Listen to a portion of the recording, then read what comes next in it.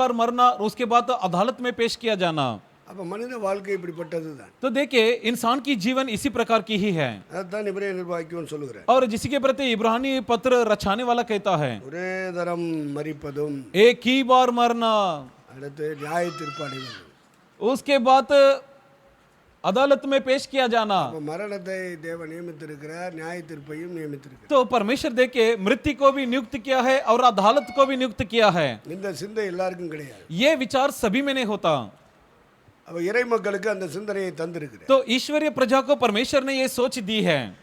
அப்ப எல்லாரும் மரிக்கிறார்கள். तो हर कोई हर किसी का मरण होता है। பல விதங்களிலே மரணம் வருகிறது. तो संसार में दुनिया में मृत्यु होते हैं, ஆனா பிலேயாமுக்கு ஒரு ஆசை. लेकिन बिलाम में एक ख्वाहिश நீதிமான் மரிப்பது போல மரிக்கணும். और कि मेरी मृत्यु धर्मी की सी नहीं होवे।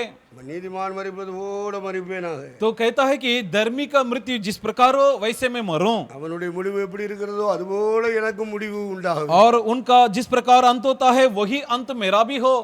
ஆசைப்படுகிறான், ख्वाहिश किया, விரும்புகிறான். चाहत की। விரும்பினால் ஆசைப்பட்டால் நடந்துருமா? क्या चाहने पर या सोचने पर संभव हो सकता है? நிறைய பேருக்குள்ள ஆசை இருக்கு, விருப்பம் இருக்கு. बहुत सारे के अंदर चाहत होते हैं, ख्वाहिश होते हैं। ஆசையும் விருப்பமும் வாழ்க்கையிலே மறுரூபத்தை கொண்டு வராது. और लालच या चाहत से हमारे जीवन में कोई परिवर्तन ला नहीं सकता। அப்ப நீதிமான்களை தேவன் இந்த பூமியிலே நடத்துகிறார். तो धर्मियों की अगुवाई परमेश्वर इस धरती पर करते हैं। யார் நீதிமான்? अब कौन है धर्मी? இந்த இடத்திலே பிலேயாம் குறிப்பிடுகிற நீதிமான் யார்? इस स्थान पर बिलाम जिसे कहता है वो धर्मी है कौन है? அது எகிப்திலிருந்து புறப்பட்டு வந்த இஸ்ரேலிய மக்களை பார்த்து நீதிமான் என்று சொல்லுகிறார். वो कहता है जो इजरायली मिस्र में से प्रारंभ होकर आए उनके प्रति कहता है कि धर्मी है। நீதிமானுக்கு மரணம் எப்படி வருமோ அதுபோல மரணம் எனக்கு வரணும். वो कहता है धर्मियों की मौत जिस प्रकार होती है वैसे ही मेरी मृत्यु होवे। அப்படி என்னைக்காவது நீங்க ஜெபம் பண்ணிருக்கீங்களா? क्या आपने कभी इस प्रकार प्रार्थना किया? அப்படி ஏதாவது விருப்பம் இருக்கா? ऐसा कभी आपने क्या सोचा भी? உங்களுக்கு சாகவே விருப்பம் கிடையாது. आपको तो मरने का ख्वाहिश तो बिल्कुल नहीं, உனக்கு விருப்பம் இல்லாட்டாலும் நீ விருப்பம் இல்லாட்டாலும் சாவு வர்ற நேரம் செத்து தான் ஆவே. लेकिन आप चाहे या ना चाहे लेकिन आपका वक्त आने पर समय आने पर आपको मरना ही है। அப்ப அந்த சாவு நீதிமானுக்கு வருவது போல வரணும். तो ये जो मौत है धर्मियों की नहीं होना है। அப்ப பிலேயாம் அதை விரும்புகிறார். तो बिलाम ये चाहा, நீதிமான் மரிப்பது போல நான் மரிக்கணும். कहा कि जैसे धर्मियों की मृत्यु हो उसी समान मेरी हो। அவனுக்கு இந்த வாழ்க்கை உலக வாழ்க்கையின் முடிவு எப்படி வருகிறதோ அதுபோல எனக்கும் வரணும் और जिस प्रकार संसार में उनके अंत होता है मेरी भी अंत वैसा भी होवे என்று விரும்புகிறான், ஆசைப்படுகிறான், வேண்டிக் கொள்கிறான். इस प्रकार उसने चाहा, उसने ख्वाहिश की, उसने विनती किया। அப்ப நீதிமான் என்று அவன் குறிப்பிடுவது யாரை? तो उसने यहाँ पर धर्मी करके किसे दर्शाता है? அது எகிப்திலிருந்து புறப்பட்ட இஸ்ரேலிய மக்களை தான் நீதிமான் என்று குறிப்பிடுகிறார். उन इजरायलियों के बारे में वो कहता है कि धर्मी जो मिस्र से प्रारंभ होकर आए। இந்த ஜனங்கள் எகிப்திலிருந்து புறப்படும் பொழுது ये प्रजा जब मिस्र से निकल आए பஸ்கா ஆட்டுக்குட்டியின் மூலமாக மீட்கப்பட்டார். तब फसह मेमने के जरिए छुड़ाए गए।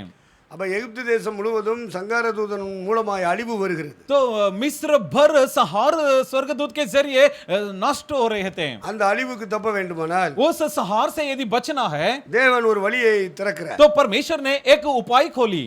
அது ஒரு ஆட்டுக்குட்டி, வீட்டுக்கு ஒரு ஆட்டுக்குட்டியை தேர்ந்தெடுத்து ரத்தம் சிந்தப்படுது. ऐसा है उपाय कि एक एक घर के लिए एक मेमना छुना जाना है और उसका खून बहाया जाना है அந்த ரத்தத்தை வீட்டின் நிலைக்கால்களிலும் மேற்சட்டத்திலும் பூச வேண்டும். और उसके खून को घर की दीवार में और पटरी में लगाना है। அப்ப சங்கார தூதன் அங்கே இறங்கி வரும் பொழுது अब जब संहार दूत वहां पर आया ஒவ்வொரு வீட்டுக்குள்ளேயும் அவன் நுழைவான். प्रत्येक घर में घुसता था அங்கே இருக்கிற தலைப்பிள்ளைகளை பூரா சங்கரிப்பான். और वहां जितने भी पहलौटे बेटे होते उन्हें मारता। அதுபோல ஆடு மாடுகளையும் அவன் அந்த முதற் பேர்களை சங்கரிப்பான். उसी प्रकार गाय बैल बकरों में जो प्रथम होते हैं उन्हें संहार करता था। இந்த சங்கரிப்புக்கு தப்ப வேண்டுமானால் अब इस संहार से बचना है तो ஒரு ஆட்டுக்குட்டி பலியாக வேண்டும். एक मेमने की बलि होना जरूरी है அது ரத்தம் சிந்த வேண்டும். और उसके खून बहाया जाना जरूरी है। ரத்தத்தை ஒவ்வொரு குடும்பமும் தங்கள் வீட்டின் வாசப்படியில நிலைக்கால்களில் மேற்சட்டத்திலும் பூச வேண்டும். और उसके खून को प्रत्येक घर के द्वार पर और पटरी पर लगाए जाए। ஆண்டவர் அப்படி ஒரு ஒழுங்கை நியமித்திருந்தார். परमेश्वर ने इस प्रकार की एक नियम ठहरी। தேவனுடைய நியாய தீர்ப்புக்கு எகிப்து தேசமே தப்ப வேண்டும். परमेश्वर का अदालत से पूरी मिस्र बचना है। தேவனுடைய ஜனங்கள் என்று அழைக்கப்படுகிற தெய்வ மக்களும் தப்ப வேண்டும். तो इसलिए परमेश्वर का प्रजा कहलाए जाते हैं, परमेश्वर के लोग भी बच निकलना है। அதற்கு ஆண்டவர் வகுத்த வழிதான் பஸ்கா ஆட்டுக்குட்டி. अब उन्हें बचाने के लिए परमेश्वर की ओर से जो बनाई गई उपाय था फसह मेमना। ஆண்டவருடைய வார்த்தையை கேட்ட உடனே அந்த வார்த்தைக்கு கீழ்ப்படிந்தார். तो परमेश्वर की बातें सुनने पर वे उसकी बातें आज्ञा मान ली। அவர்கள் ஆபிரகாம் ஈசாக்கு யாக்கோபின் வழி வந்தவர்கள் தான். और ये सभी लोग अब्राहम इसहाक याकूब उनके पीढ़ी से आए थे। ஆண்டவருடைய வாக்குத்தத்தத்துக்கு சொந்தக்காரர்கள் और தான். परमेश्वर के प्रतिज्ञा के हकदार भी थे। ஆண்டவர் அவங்க ஜெபங்களை கேட்டு ஆசீர்வதிக்கிறவர் और தான். परमेश्वर उनकी प्रार्थना सुनता और उन्हें आशीष देता भी है। ஆனா ஆட்டுக்குட்டி ரத்தத்தினாலே அவர்கள் மீட்கப்பட வேண்டும். परंतु मेमने के लहू से उनकी छुटकारा होना है, அதற்காக தேவன் நியமித்தார். जिसके चलते परमेश्वर ने नियुक्त किया। ஆட்டுக்குட்டிக்கு பேர் பஸ்கா ஆட்டுக்குட்டி. उस मेमने का नाम है फसह मेमना। பஸ்கா என்றால் என்ன அர்த்தம்? फसह का मतलब क्या है? தேவனுடைய கோபத்தை விலக்கி விடுவது. कि परमेश्वर का क्रोध को हटा देना। எகிப்து தேசம் முழுவதும் தேவனுடைய கோபம் நியமிக்கப்பட்டிருக்கு. मिस्र देश भर के लिए परमेश्वर का क्रोध भड़का हुआ था। அந்த கோபத்துக்கு யார் தப்ப अब விரும்புகிறார்? उस क्रोध से कौन बचा सकता है? அந்த தேவனுடைய நியாய தீர்ப்புக்கு எந்த குடும்பம் தப்ப விரும்புகிறது? अगर परमेश्वर की अदालत से कोई परिवार बच निकलना चाहता है, தப்புவதற்காக தேவன் நியமித்த ஒரு வழி. और बचने के लिए परमेश्वर की ओर से नियुक्त किया हुआ एक उपाय, ஒவ்வொரு வீட்டுக்கு ஒரு ஆட்டுக்குட்டியை தேர்ந்தெடுக்க வேண்டும். प्रत्येक घर के लिए एक भेड़ को चुन लेना है ஆட்டுக்குட்டியை பலி செலுத்த வேண்டும். और उस भेड़ को बलि चढ़ाना है ரத்தத்தை எடுக்க வேண்டும். और कुर्बान करते हुए उसका खून அதை निकालना வீட்டின் है வாசலிலே பூச வேண்டும். और उसे घर के चौखट में लगाएं। அப்படி பூசப்பட்ட வீடுகளை விட்டு इस प्रकार जिन घरों में लगाए जाए, தேவனுடைய நியாய தீர்ப்பு விலகிவிடும். उस घर से परमेश्वर की अदालत जुदा हो जाती है। தேவனுடைய கோபம் அந்த வீட்டை விட்டு பாஸ் ஆயிரும். उस घर से परमेश्वर का क्रोध चले जाता है। தேவனுடைய கோபத்தை பாஸ் பண்ணி விட்டுரும், கடத்தி விட்டுரும். कि परमेश्वर का क्रोध को उस घर पे आने से रोक देता है। பாஸ் ஓவர் பஸ்கா. फस यानी उसे धकेल देना, தேவனுடைய கோபத்தை கடத்தி விடுகிறது. यानी परमेश्वर का क्रोध को धकेल देना। தேவனுடைய நியாய தீர்ப்பை கோபத்தை சுமந்து கொண்டு வருகிறான் சங்கார தூதன். संहार दूत परमेश्वर का प्रकोप को उसकी क्रोध को ले आते हैं எகிப்து தேசத்தில் இறங்கி வீடு வீடாய் போய் கொண்டிருக்கு. और मिस्र देश में उतरकर घर घर प्रवेश किया। அப்படி வந்து கொண்டிருக்கும்போது ஒவ்வொரு வீடாய் வந்து பார்க்கிறார். इस प्रकार उसके प्रवेश के दौरान एक एक घर में तलाशी की। அந்த வீட்டின் வாசல்ல வந்த உடனே அங்க ரத்தம் பூசப்பட்டு. घर के द्वार में आते ही उसने क्या पाया? खून वहां पर लगा गया। அவ தேவனுடைய நியாய தீர்ப்பை கோபத்தை என்ன செய்கிறான்? அங்கிட்டு கொண்டு போயிருக்கு. इसलिए उसने क्या किया? वहां पर परमेश्वर का क्रोध को देता नहीं बल्कि वहां से धकेल दूसरे स्थान पर ले जाता। யாருடைய வீட்டிலே ரத்தம் பூசப்படவில்லையோ अगर मान लो किसी के घर पर खून न लगाए गए हो, அந்த வீட்டுக்குள்ளே புகுந்து முதற் பேர்களை சங்கரிக்கிறார். उस घर के भीतर प्रवेश कर प्रथम बेटे को संहार कर देता பிள்ளைகளை சங்கரிக்கிறார். और वहां के बच्चों को संहार करता। இவ்விதமாக தேவனுடைய கோபத்துக்கு தப்புகிறது ஒரு கூட்டம். इस प्रकार एक झुंड जो परमेश्वर के प्रकोप से बच निकलते हैं। அந்த தேவ கோபத்துக்கு தப்ப வைத்தது அந்த ஆட்டுக்குட்டியின் ரத்தம். ये मेमने का लहू ही है जो उन्हें परमेश्वर के प्रकोप से बचा लिया। அந்த பஸ்கா ஆட்டுக்குட்டி ரத்தம் சிந்தி மரித்தது. जी हाँ, वहां पर एक फसह की मेम ने खून बहाया, मरा। அந்த ரத்தத்தை எந்த குடும்பம் தங்களுடைய வீடுகளில் ஏற்றுக்கொண்டார்களோ, उसके खून को जिन जिन घराने अपने घर पर स्वीकार लिया हो வீடுகளிலே பூசிக்கொண்டார்களோ, और जो कोई अपने घर पर लगा दिया हो, அவர்கள் தேவனுடைய கோபத்திலிருந்து ரட்சிக்கப்பட்டார். वे परमेश्वर के प्रकोप से बच गए, தேவனுடைய கோபத்திலிருந்து மீட்கப்பட்டார். परमेश्वर के क्रोध से वे बच निकले। எகிப்து தேசம் முழுவதும் அழிந்து கொண்டிருக்கு. मिस्र देश भर तबाह हो रही थी தேவனுடைய கோபத்தினால் தகிக்கப்படுகிறது. और परमेश्वर के क्रोध से वे तड़पाए சங்கார गए। தூதன் வீடு வீடா ஏறி ஏறி எல்லா தலைப்பிள்ளைகளையும் சங்கரிக்கிறார். संहार दूत घर घर जाकर प्रथम बेटे का संहार किया। முதற் பேர்களை எல்லாம் சங்கரித்து விடு. जितने भी पहले उठे उन सभी को उसने नष्ट कर डाला। எல்லா வீடுகளிலும் மரணம் வருகிறது. घर घर में इस प्रकार मृत्यु हुई எல்லா மனுஷர்களும் மரித்து கொண்டிருக்கிறார். और लोग इस प्रकार सब के सब मर रहे थे। எல்லா வீடுகளிலும் சாவு உண்டாகி கொண்டே इस प्रकार घर घर में मृत्यु की गूंज सुनाई दी, ஆனா இஸ்ரேல் மக்கள் மாத்திரம் परंतु सिर्फ इजरायली பஸ்கா ஆட்டுக்குட்டி அடித்ததினாலே, फसे मेमने की कुर्बानी के அந்த चलते, ரத்தத்தை வீடுகளிலே பூசி கொண்டதினாலே उसके लहू को अपने घर में छिड़काए தேவனுடைய जाने से கோபத்துக்கு நியாய தீர்ப்புக்கு தப்புவிக்கப்பட்டார். परमेश्वर के अदालत उसके क्रोध से वे बच निकल गए। அவர்கள் தேவ கோபத்திலிருந்து மீட்கப்பட்டவர்கள். वे परमेश्वर के क्रोध से बच निकल गए, அவர்கள் ரட்சிக்கப்பட்டவர்கள். यानी वे सब बचाए लिए गए। 1 பேதுரு 1:18 வசனத்திலே பேதுரு எழுதுகிறார். पहला पत्रुस की पहला अध्याय का 18 वचन में इस प्रकार पत्रुस कहता है, 18-19 வாசிப்போம். 18-19 को पढ़ेंगे। உங்கள் முன்னோர்களால் பாரம்பரியமாக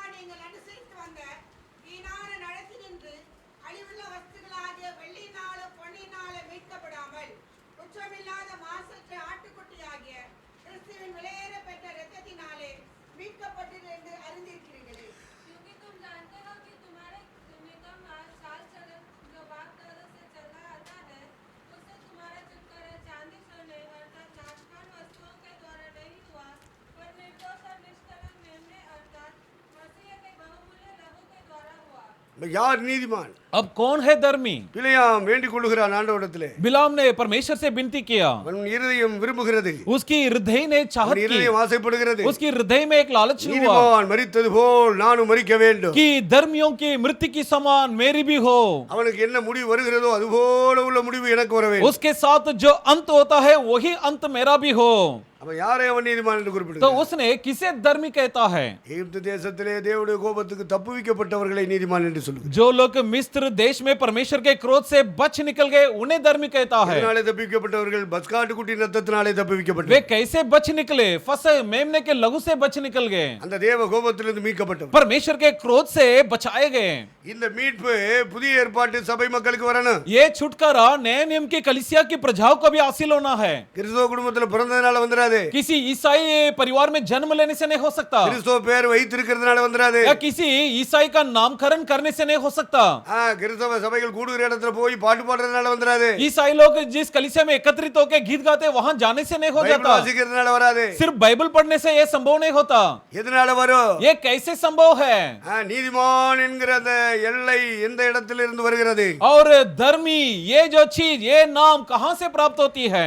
முழு உலகத்துக்காக ஒரு ஆட்டுக்குட்டி அடிக்கப்பட்டது. जी हाँ, सारा विश्व के लिए एक मेमने कुर्बान किया गया। யோவான் சானகன் யோர்தானில் நின்று சாட்சி கொடுத்தான். यूहन्ना बपतिस्मा देने वाला यरदन नदी में खड़े होकर गवाह दिया, நானும் இவரை அறியாதிருந்தேன். हाँ मैं भी इसे नहीं जानता था। நீங்கள் அறியாதிருக்கிற ஒருவர் உங்கள் நடுவில் பிரசன்னமாய் இருக்கிறார். ऐसा एक व्यक्ति तुम्हारे बीच में मौजूद है जिसे तुम नहीं जानते हो। அவர்தான் உலகத்தின் பாவங்களை சுமந்து தீர்க்கிற தேவ ஆட்டுக்குட்டி. वो ही है सारा विश्व के लोगों के पापों को उठा लेने वाला यीशु मसीह। அவர் சர்வதேசத்திலும் பிறந்து வளர்ந்து வாழ்ந்து கொண்டிருக்கிற ஒவ்வொரு மனிதனுக்காகவும் तो सारे जगत में जितने की जन्म होती है और जितने लोग भी जी रहे हैं उन सभी के लिए, மீட்பின் கிரயத்தை கொடுக்கும்படியா, और छुटकारा की दाम प्रदान करने के लिए, விலையேறப்பட்ட ரத்தத்தை சிந்தும்படியா, एक बहुमूल्य खून को बहाने हेतु, மாசற்ற ரத்தத்தை சிந்தும்படியா, एक निर्दोष खून को बहाने के लिए இயேசு கிறிஸ்து என்ற பெயரிலே यीशु मसीह के नाम से பரலோகம் ஒருவரை அனுப்பி இருந்தது. स्वर्ग ने एक व्यक्ति को भेजा था, அவரை பார்த்து தான் யோவான் ஸ்நானன் இப்படி சொல்லுகிறார். और उसे देखते ही यूहन्ना बपतिस्मा देने वाला कहता இதோ है, உலகத்தின் பாவங்களை சுமந்து தீர்க்கிற தேவ ஆட்டுக்குட்டி. जी हाँ यही है जो परमेश्वर का मेमना, जो पूरे जगत के पाप को उठा ले जाए। முழு உலகத்திலும் வாழ்ந்து கொண்டிருக்கிற ஒவ்வொரு மனுஷனும் பாவம் செய்திருக்கிறார். और विश्व के जितने भी लोग हैं सब कोई व्यक्ति पापी है। ஆதாமின் வழி வந்ததினாலே அவன் பாவி என்று வேதம் சொல்லுகிறது. आदम के पीढ़ी से आने के चलते शास्त्र बतलाती कि हर कोई पापी ठहरा है। தாய் தகப்பனுடைய இச்சையினாலே பிறந்ததினாலே அவனை மனிதனை பாவி என்று வேதம் சொல்லுகிறது. माता पिता के अभिलाषा के कारण जन्म होने के चलते शास्त्र बतलाती है कि वह पापी है। அவன் பிறந்து வளர்ந்து வாழ்ந்து கொண்டு இருக்கும் பொழுது उसकी जन्म होकर जब बड़े हो जाता, जब वो बढ़ रहा है, அவன் தேவனுக்கு பிரியமில்லாத கிரியைகளை செய்கிறதுனாலே அவனை பாவி என்று இந்த வேதம் சொல்லுகிறது. तब निकम्मे कामों में लगने के कारण शास्त्र बतलाती है कि वो पापी है। மூன்று விதங்களிலே ஒவ்வொரு மனிதனும் பாவியாக்கப்பட்டிருக்கிறான். हर एक इंसान तीन तरह से पापी ठहरा गया है। ஆதாம் கீழ்ப்படியாமையை காட்டினதினாலே, जी हाँ, आदम आज्ञा टालने के कारण, ஏவாள் கீழ்ப்படியாமையை காட்டினதினாலே, हवा आज्ञा टालने के कारण, அந்த வித்திலிருந்தே வந்து கொண்டிருக்கிற மனித சமுதாயம், और उनकी संतान में से जो निरंतर आ रही मानव அந்த जाति கீழ்ப்படியாமை என்னும் பாவத்துக்குள்ளாக்கப்பட்டதினாலே, अवज्ञाकार नाम के उस पाप में शामिल होने के चलते ஆதாமின் மேலே தேவனுடைய நியாய தீர்ப்பு வந்தது. आदम पर परमेश्वर का दंड आया, அந்த நியாய தீர்ப்பு மனித சமுதாயம் முழுவதுக்கும் தொற்றிக் கொண்டு வந்து கொண்டிருக்கிறது. और वो दंड सारे मानव जाति को लिपट लिया। ஆகவே ஆதாம் ஏவாளுடைய கீழ்ப்படியாமையில் இருந்து வெளிவந்தவர்கள் மனித சமுதாயம். इसलिए आदम हवा से जितनी भी मानव जाति है उनकी जन्म उनमें से हुई थी। இச்சையினாலே நான் பிறந்தேன், பாவத்திலே பிறந்தேன் என்று சங்கீதக்காரன் சொல்லுகிறார். भजनकार कहता है कि मेरी जन्म अभिलाषा के चलते हुआ, पाप के चलते हुआ। என் தாய் என்னை பாவத்தில் கற்பம் தரித்தார். कहता है कि मेरी माँ पाप के चलते मुझे गर्भ धारण की, நான் துர்க்குணத்தில் உருவாக்கப்பட்டேன். और मैंने बुराई में मेरी जन्म हुई। ஆக பிறப்பே பாவமாக இருக்கிறது. इसलिए देखिए हमारी जो जन्म है, जन्म ही पाप பிறக்கிறதுக்கு है, முன்னாடியே பாவம் தொடர்ந்து வந்து கொண்டிருக்கிறது. और जन्म से पहले भी पाप जारी है, பிறப்பில் பாவம் தொடருகிறது. और पाप में लगातार पाप जारी रहती है जन्म பிறந்த में, பிறகு மனித சரீரத்திலே மனித உடலிலே பாவம் ஊறி ஊறி வருகிறது. और जन्म के बाद हमारे शरीर में पाप आती रहती है, बढ़ती रहती है. மனிதன் தான் செய்யும் பாவ கிரியைகளினாலே பாவிகளாக்கப்படுகிறார். मनुष्य अपने पाप के कर्म के चलते पापी ठहराया जाता है. பாவம் செய்கிற ஆத்துமா சாகும். जो व्यक्ति पाप करे उनके प्राण मरेगा. பாவத்தின் சம்பள மரணம். पाप का मजदूरी मृत्यु है. நீங்கள் நானும் எந்தெந்த விதத்தில் பாவியாக்கப்பட்டிருக்கிறோம். आप और मैं किस राह से हम पापी ठहराए गए. தேவனுடைய பார்வையிலே பாவி பாவி பாவி என்று வேதம் சொல்லிக் கொண்டிருக்கிறது. शास्त्र बतलाती है कि हम सब परमेश्वर का दृष्टि में पापी है, पापी है. ஆகவே பாவம் செய்கிற ஆத்துமா சாகும். इसलिए जो प्राण पाप में शामिल हो उसकी मृत्यु होना तय है. இந்த பாவங்களுக்கு ஒரு சம்பளம் இருக்கிறது. इस पाप के लिए एक मजदूरी भी है, அது எந்த ஆங்கிள் வந்தாலும் சரி. चाहे वो किसी भी कोण में क्यों ना நீ आवे. இறைவனுடைய பார்வையிலே ஒரு பாவி. लेकिन तुम परमेश्वर का दृष्टि में पापी हो.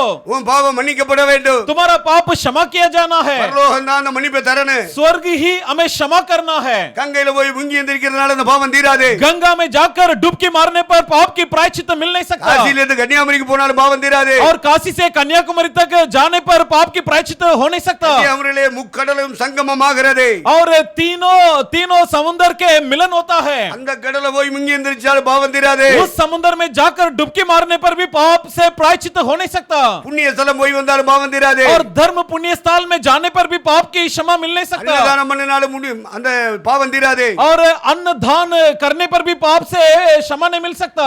எவ்விதத்திலும் ஒரு மனுஷன் பாவத்தில் இருந்து விடுதலையாக்கப்பட வேண்டுமாடா. अगर कोई भी इंसान पाप से छुटकारा पाना है, செய்த பாவங்களுக்கு ஒரு மன்னிப்பு பெற வேண்டுமாடா. किया हुआ पापों के लिए अगर क्षमा प्राप्त करना है, அந்த மன்னிப்பை அகிலாண்டத்தையும் படைத்த இறைவனுடைய கரத்தில் இருந்து பெற்றுக்கொள்ள வேண்டும். तो ऐसा क्षमा को सारे भूमंडल को बनाने वाला परमेश्वर से हासिल करना है. மனிதன் ஒரே தரம் மரிப்பதும் பின்பு நியாய தீர்ப்படைவதும் அவனுக்கு நியமிக்கப்பட்டிருக்கு. मनुष्य का एक ही बार मृत्यु होना और उसके अदालत में पेश किया जाना उसके लिए ठहरा गया है. ஆகவே இறைவன் பார்த்தா इसलिए परमेश्वर ने देखा எந்த மனிதனும் பாவத்தில் இருந்து விடுவிக்கப்படவில்லை. कोई भी इंसान पाप से नहीं छुड़ाया गया. அவன் யூதனா இருக்கட்டும், இஸ்லாமியனா இருக்கட்டும், இந்துவா இருக்கட்டும், चाहे वो यहूदी हो, इस्लामी हो या हिंदू हो, அவன் புத்தனா இருக்கட்டும், சீக்கியனா இருக்கட்டும், चाहे वो सिख हो या बुद्धिस्ट हो, அவன் கடவுளே இல்லைன்னு சொல்ற காட்டு முடாண்டியா இருக்கட்டும், या ऐसा नास्तिक हो जो कहता कि कोई ईश्वर नहीं, செய்யும் தொழிலே தெய்வம்னு சொல்லிக்கிட்டு இருக்கிற மண்ணாங்கட்டியா இருந்தாலும் சரி, या ऐसा कोई मिट्टी हो जो कहता है कि मेरा काम ही मेरा भगवान है. மனுஷனா பிறந்துட்டாலே நீ பாவி. यदि तू मनुष्य में जन्म ले लिया तो तू நீ पापी है. பிறக்கிறதுக்கு முன்னாடியே நீ பாவி என்று இறைவன் தீர்ப்பு வழங்கி இருக்கிறார். तेरा जन्म से पहले परमेश्वर कह दिया कि तू पापी है. நீ பிறக்கும் பொழுதும் பாவியாகத்தான் பிறக்கிறாய். और तेरा जन्म भी पाप में ही होता है. அதுக்கு பிறகு நீ செய்த கிரியைகள் ஒவ்வொரு செயல்களும் பாவத்துக்குள்ளாக்கி இருக்கு. उसके बाद तेरे काम तेरे कर्म सब तुझे पाप में धकेल दे இந்த चुका है. பாவங்களுக்கு மன்னிப்பை இறைவன் தர வேண்டும். अब इन तमाम पापों के लिए क्षमा परमेश्वर देना है. உன் பாவம் மன்னிக்கப்பட்ட நிச்சயம் உனக்கு இருக்கா? तेरा पाप क्षमा किए जाने का निश्चय है तुझे. தள்ளிக்கில முங்கிட்டு எந்திரிக்கிறதுனால உன் பாவம் மன்னிக்கப்படாது. जल में डुबकी मारने से पाप की क्षमा मिल नहीं सकता.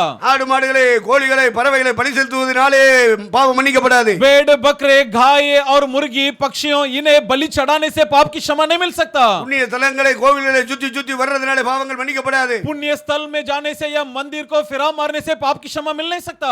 ஏழை எளியவர்களுக்கு பரதேசிகளுக்கு அன்னதானம் பண்றதுனால பாவம் மன்னிக்கப்படாது. फकीरों को मुसाफिरों को गरीबों को दान धर्म करने से पाप की क्षमा मिल नहीं सकता. பாவங்கள் மன்னிக்கப்பட இறைவன் வகுத்த ஒரே ஒரு வழி, पाप की क्षमा के लिए परमेश्वर के ओर से एक ही उपाय है. அந்த வழியை இயேசு கிறிஸ்து சொன்னார், நானே வழி என்று சொன்னார். और उस उपाय के बारे में प्रभु यीशु मसीह ने कहा कि जी हाँ मैं हूँ मार्ग. பாவம் மன்னிக்கப்பட ஒரே வழி இயேசு கிறிஸ்து. पाप क्षमा का एक ही मार्ग है प्रभु यीशु मसीह. அவர் ஆட்டுக்குட்டியை போல சிலுவையில் அடிக்கப்பட்டு ரத்தம் சிந்தி மரித்தார். एक मेमने के समान क्रूस पर उसे चढ़ाया गया और उसकी मृत्यु हुई. அந்த இயேசு கிறிஸ்துவின் ரத்தம் பாவ மன்னிப்பை மனித சமுதாயத்துக்கு தந்து கொண்டிருக்கிறது. उस यीशु मसीह का लहू सारे मानव जाति के पापों को क्षमा दे रही है. 2020 வருஷமாக அது தந்து கொண்டிருக்கிறது. 2020 वर्षों से दे रहा है. ஒவ்வொரு நூற்றாண்டிலும் அந்த பாவ மன்னிப்பை மனிதன் பெற்று கடந்து போய் கொண்டிருக்கிறார். हर एक सदी में इंसान इस पाप की क्षमा प्राप्त कर आगे बढ़ रहा है. மற்ற நம்பிக்கைகள் மூட நம்பிக்கைகள் என்று வேதம் சொல்கிறது. बाकी सारे जितने भी भक्त हैं सारे अंध भक्त कहलाए जाएगा. சிலுவையில் அடிக்கப்பட்ட தேவாட்டுக்குட்டியாகிய இயேசு கிறிஸ்துவின் ரத்தம் மட்டுமே பாவ மன்னிப்பை தரும். सिर्फ यीशु मसीह का ही लहू जो क्रूस पर मारा गया वही कौन हमें पाप की क्षमा दे सकता है. அதுதான் சத்தியம், சத்தியத்தின்படி படி உள்ள ஒரு நம்பிக்கை. यही है सच्चाई और ये सच्चाई के मुताबिक एक आशा, மற்ற நம்பிக்கைகள் எல்லாம் மூட நம்பிக்கை, முட்டாள்தனமான நம்பிக்கை. बाकी सारे जितने भी आशा है, भरोसा है, भक्त है, सब अंध भक्त है। அந்த நம்பிக்கையின் அடிப்படையிலே நம்முடைய நீதிமன்றங்கள் எல்லாம் தீர்ப்பு வழங்கி और கொண்டிருக்கிறது. उस आधार पर हमारे अदालत में न्याय चुकाए जाते हैं। சட்டத்தை அடிப்படையாக்கி தீர்ப்பு வழங்க வேண்டிய நீதிமன்றங்கள் कानून के मुताबिक जो अदालतें न्याय चुकाती है, நம்பிக்கை அடிப்படையாக்கி தீர்ப்பை வழங்கி கொண்டிருக்கிறது. वे आशा और भरोसा के आधार पर न्याय चुकाते हैं। அந்த நம்பிக்கை சத்தியத்தின்படி உள்ள நம்பிக்கையா? क्या उनकी जो भरोसा है सच्चाई के अनुसार है? அந்த நீதியரசர்கள் சத்தியத்தின்படி உள்ள நம்பிக்கைதான் என்று உறுதியாய் சாட்சியிட்டு சொல்ல முடியுமா? क्या न्यायाधीश बड़ी पुख्ता से कह सकते हैं कि सच्चाई के अनुसार हम न्याय चुकाते हैं? முட்டாள்தனமான நம்பிக்கைக்கெல்லாம் தீர்ப்பு வழங்க கூடாது. जी हाँ, मूर्खता के अनुसार न्याय न चुकाए। ஆனா நம்முடைய இந்திய தேசம் அப்படிப்பட்ட முட்டாள்தனமான தீர்ப்புகளை வழங்கி வருகிறது. परंतु हमारा भारत देश इस प्रकार के अंध भक्त के तौर बनकर वे न्याय चुकाते இதற்கு हैं। லாயரா படிக்கணுமா? क्या इसके लिए लायर की पढ़ाई क्यों करना இது है? கருப்பு கோட்டு போடணுமா? इसके लिए काला वस्त्र क्यों पहने? இது நீதிபதி என்கிற பட்டத்தை வாங்கணுமா? और इसके लिए न्यायाधीश का नाम क्यों न ले? क्यों எல்லா நம்பிக்கைகளும் முட்டாள்தனமான நம்பிக்கை. और इन सभी की आशा जो है सब में मूर्खता है। இயேசு கிறிஸ்துவின் வழியாக வருகிற நம்பிக்கை மட்டுமே சத்தியத்தின்படி உள்ள நம்பிக்கை. जी हाँ, केवल वही आशा सच्चाई के अनुसार होता है जो प्रभु यीशु मसीह के ओर से दिया गया है। இந்த இயேசு கிறிஸ்து சிலுவையில் அறையப்பட்டார். ये यीशु मसीह को क्रूस पर मारा அவர் ரத்தம் गया, சிந்தி மரித்தார். उसने खून बहाकर मरा, அவரை அடக்கம் பண்ணினார்கள். उसे गाड़ दिए, மரணத்தையும் பாதாளத்தையும் ஜெயித்து உயிர்த்தெழுந்தார். मृत्यु और अधोलोक पर जयवंत होकर जी उठा। இந்த இயேசு சிலுவையில் ரத்தம் சிந்தினாரே. ये यीशु ने क्रूस पर खून बहाया। இந்த ரத்தம் தான் ஒவ்வொரு பாவியாகிய மனிதனுக்கும் மீட்பை கொண்டு வருகிறது. उसका ही लहू हर एक पापी इंसान की पापों को क्षमा करता அவன் है, செய்த பாவத்தில் இருந்து விடுதலை தருகிறது. उसके तमाम पाप से उसे छुड़ाती है, அவன் பாவங்களுக்கு மன்னிப்பை தருகிறது. उसके तमाम पापों के लिए क्षमा प्रदान करती है। அதைத்தான் திருச்சபை பிதா அந்த பேதுரு எழுதுகிறார். इसलिए कलीसिया का जो प्राचीन पत्रुस कहता है, வாசிங்க 1 பேதுரு 1:18-19. पहला पत्रुस का 1:18-19,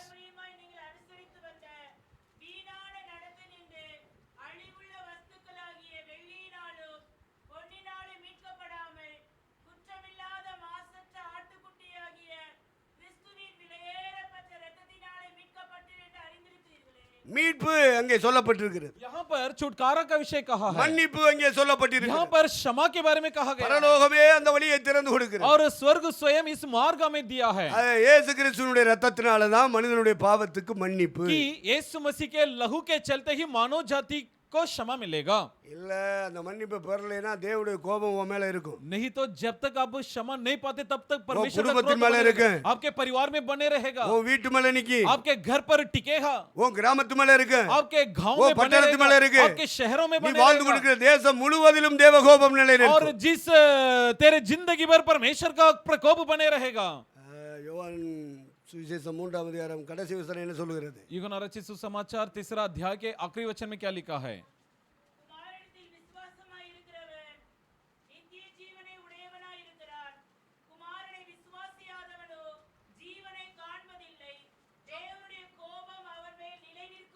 அப்ப தேவனுடைய கோபம் அவன் மேலே நிலைநிற்கும். तो परमेश्वर का क्रोध उस पर बने रहेगा। இயேசுவை ஏற்றுக்கொள்ளாத தேசத்தின் மேலே தெய்வ கோபம் இறங்கும். जो राष्ट्र प्रभु यीशु मसीह को स्वीकार नहीं किया उस राष्ट्र पर परमेश्वर का क्रोध उतरेगा। இயேசுநாதர் சிலுவையில் அடிக்கப்பட்டதை விசுவாசிக்காதவருடைய வீட்டுக்குள்ளே தேவ கோபம் வரும். और जिस घराने प्रभु यीशु मसीह का क्रूस पर उसकी मृत्यु को नहीं मानते उनके घर पर परमेश्वर का क्रोध उतरेगा। அவரிடத்திலே பாவி என்று ஒத்துக்கொண்டு பாவங்களை அறிக்கை செய்யாதவருடைய வீட்டிலே தேவ கோபம் இருக்கும். और जो लोग उसके पास जाकर अपने आप को पापी नहीं मानते, स्वीकार नहीं करते, कबूल नहीं करते, उन पर परमेश्वर का क्रोध बने रहेगा। அவன் இந்த உலகத்திலே எவ்வளவுதான் வாழ்ந்து முடித்தாலும் அவன் நித்திய நரகத்திலே போய் சேருவான். चाहे वो इस संसार में कितना भी सलामत जीवन बिताए लेकिन अंत नरक में सहभागित होगा। அந்த அக்கினி கடல் தான் பாவத்தின் சம்பளம். वो आग का कुंड है जो पाप का मजदूरी है। நீ இந்த உலகத்துல வாழ்ந்து என்ன புண்ணியம்? तुम्हारा इस संसार में जीने से क्या लाभ है? உன் பாவம் இன்னும் மன்னிக்கப்படலையே. तुम्हारा पाप अब तक क्षमा नहीं किया உன் गया, பிள்ளைகளுடைய பாவம் இன்னும் மன்னிக்கப்படலையே. तुम्हारे बच्चों की पाप की क्षमा अब तक नहीं हुआ, உன் வீட்டாருடைய பாவம் இன்னும் மன்னிக்கப்படலையே. तुम्हारे घराने की पाप अब तक क्षमा नहीं இந்த हुआ। உலகத்துல வாழ்ந்து என்ன புண்ணியம்? तुम्हारे संसार में जीने से क्या लाभ है? தேசம் முழுவதிலும் தேவனுடைய கோபம் இறங்கி கொண்டிருக்கு. राष्ट्र भर में परमेश्वर का क्रोध उतर रहा है।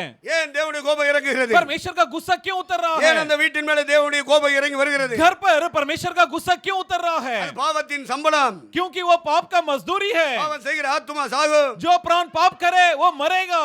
அதற்காக இறைவன் என்ன செய்து கொண்டிருக்கிறார்? जिसके चलते परमेश्वर क्या कर रहा நம்முடைய है? குமாரனை சிலுவையிலே பலியாக்கி இருக்கிறார். अपना पुत्र को क्रूस पर कुर्बानी की है। கிறிஸ்து சிலுவையிலே மரித்ததினாலே தேவன் நம் மேல் வைத்த அன்பை விளங்க பண்ணி இருக்கிறார். मसीह का क्रूस पर बलि होने के चलते परमेश्वर ने उसका प्रेम को प्रकट किया जो उसने हम पर की பாவம் थी। செய்ததனாலே அந்த தேவன் கோபப்படுகிறார். और पाप करने के चलते परमेश्वर क्रोधित होते हैं பாவத்தின் சம்பளமாகிய அக்கினி கடலையே நியமித்திருக்கிறார். और पाप का जो मृत्यु मजदूरी आग के कुंड को तय किया है அதே தேவன் அன்புள்ளவராக இருக்கிறார். और वही परमेश्वर दूसरे ओर से प्रेमी है அதற்காக தம்முடைய குமாரனை சிலுவைக்கு அனுப்புகிறார். जिसके चलते वो अपने बेटे को क्रूस पर बेच दिया அவரை மரிக்க வைத்து ரத்த சிந்த வைக்கிறார். और उसे मृत्यु में सौंपा दिया, खून बहा அவரை दिया, அடக்கம் பண்ணி உயிரோடு எழுப்பி தம்மிடத்திலே வைத்துக் கொண்டார். उसे गाड़ दिया और उसे जिलाकर अपने संग बिठा लिया। இந்த இயேசு கிறிஸ்து சிந்தின ரத்தம் ये यीशु मसीह का बहाया हुआ खून தேவனுடைய கோபத்தை விட்டு நம்மை விலக்குகிறது. परमेश्वर का क्रोध से हमें जुदा करती है, தேவனுடைய நியாய தீர்ப்புக்கு நம்மை தப்புவிக்கிறது. परमेश्वर के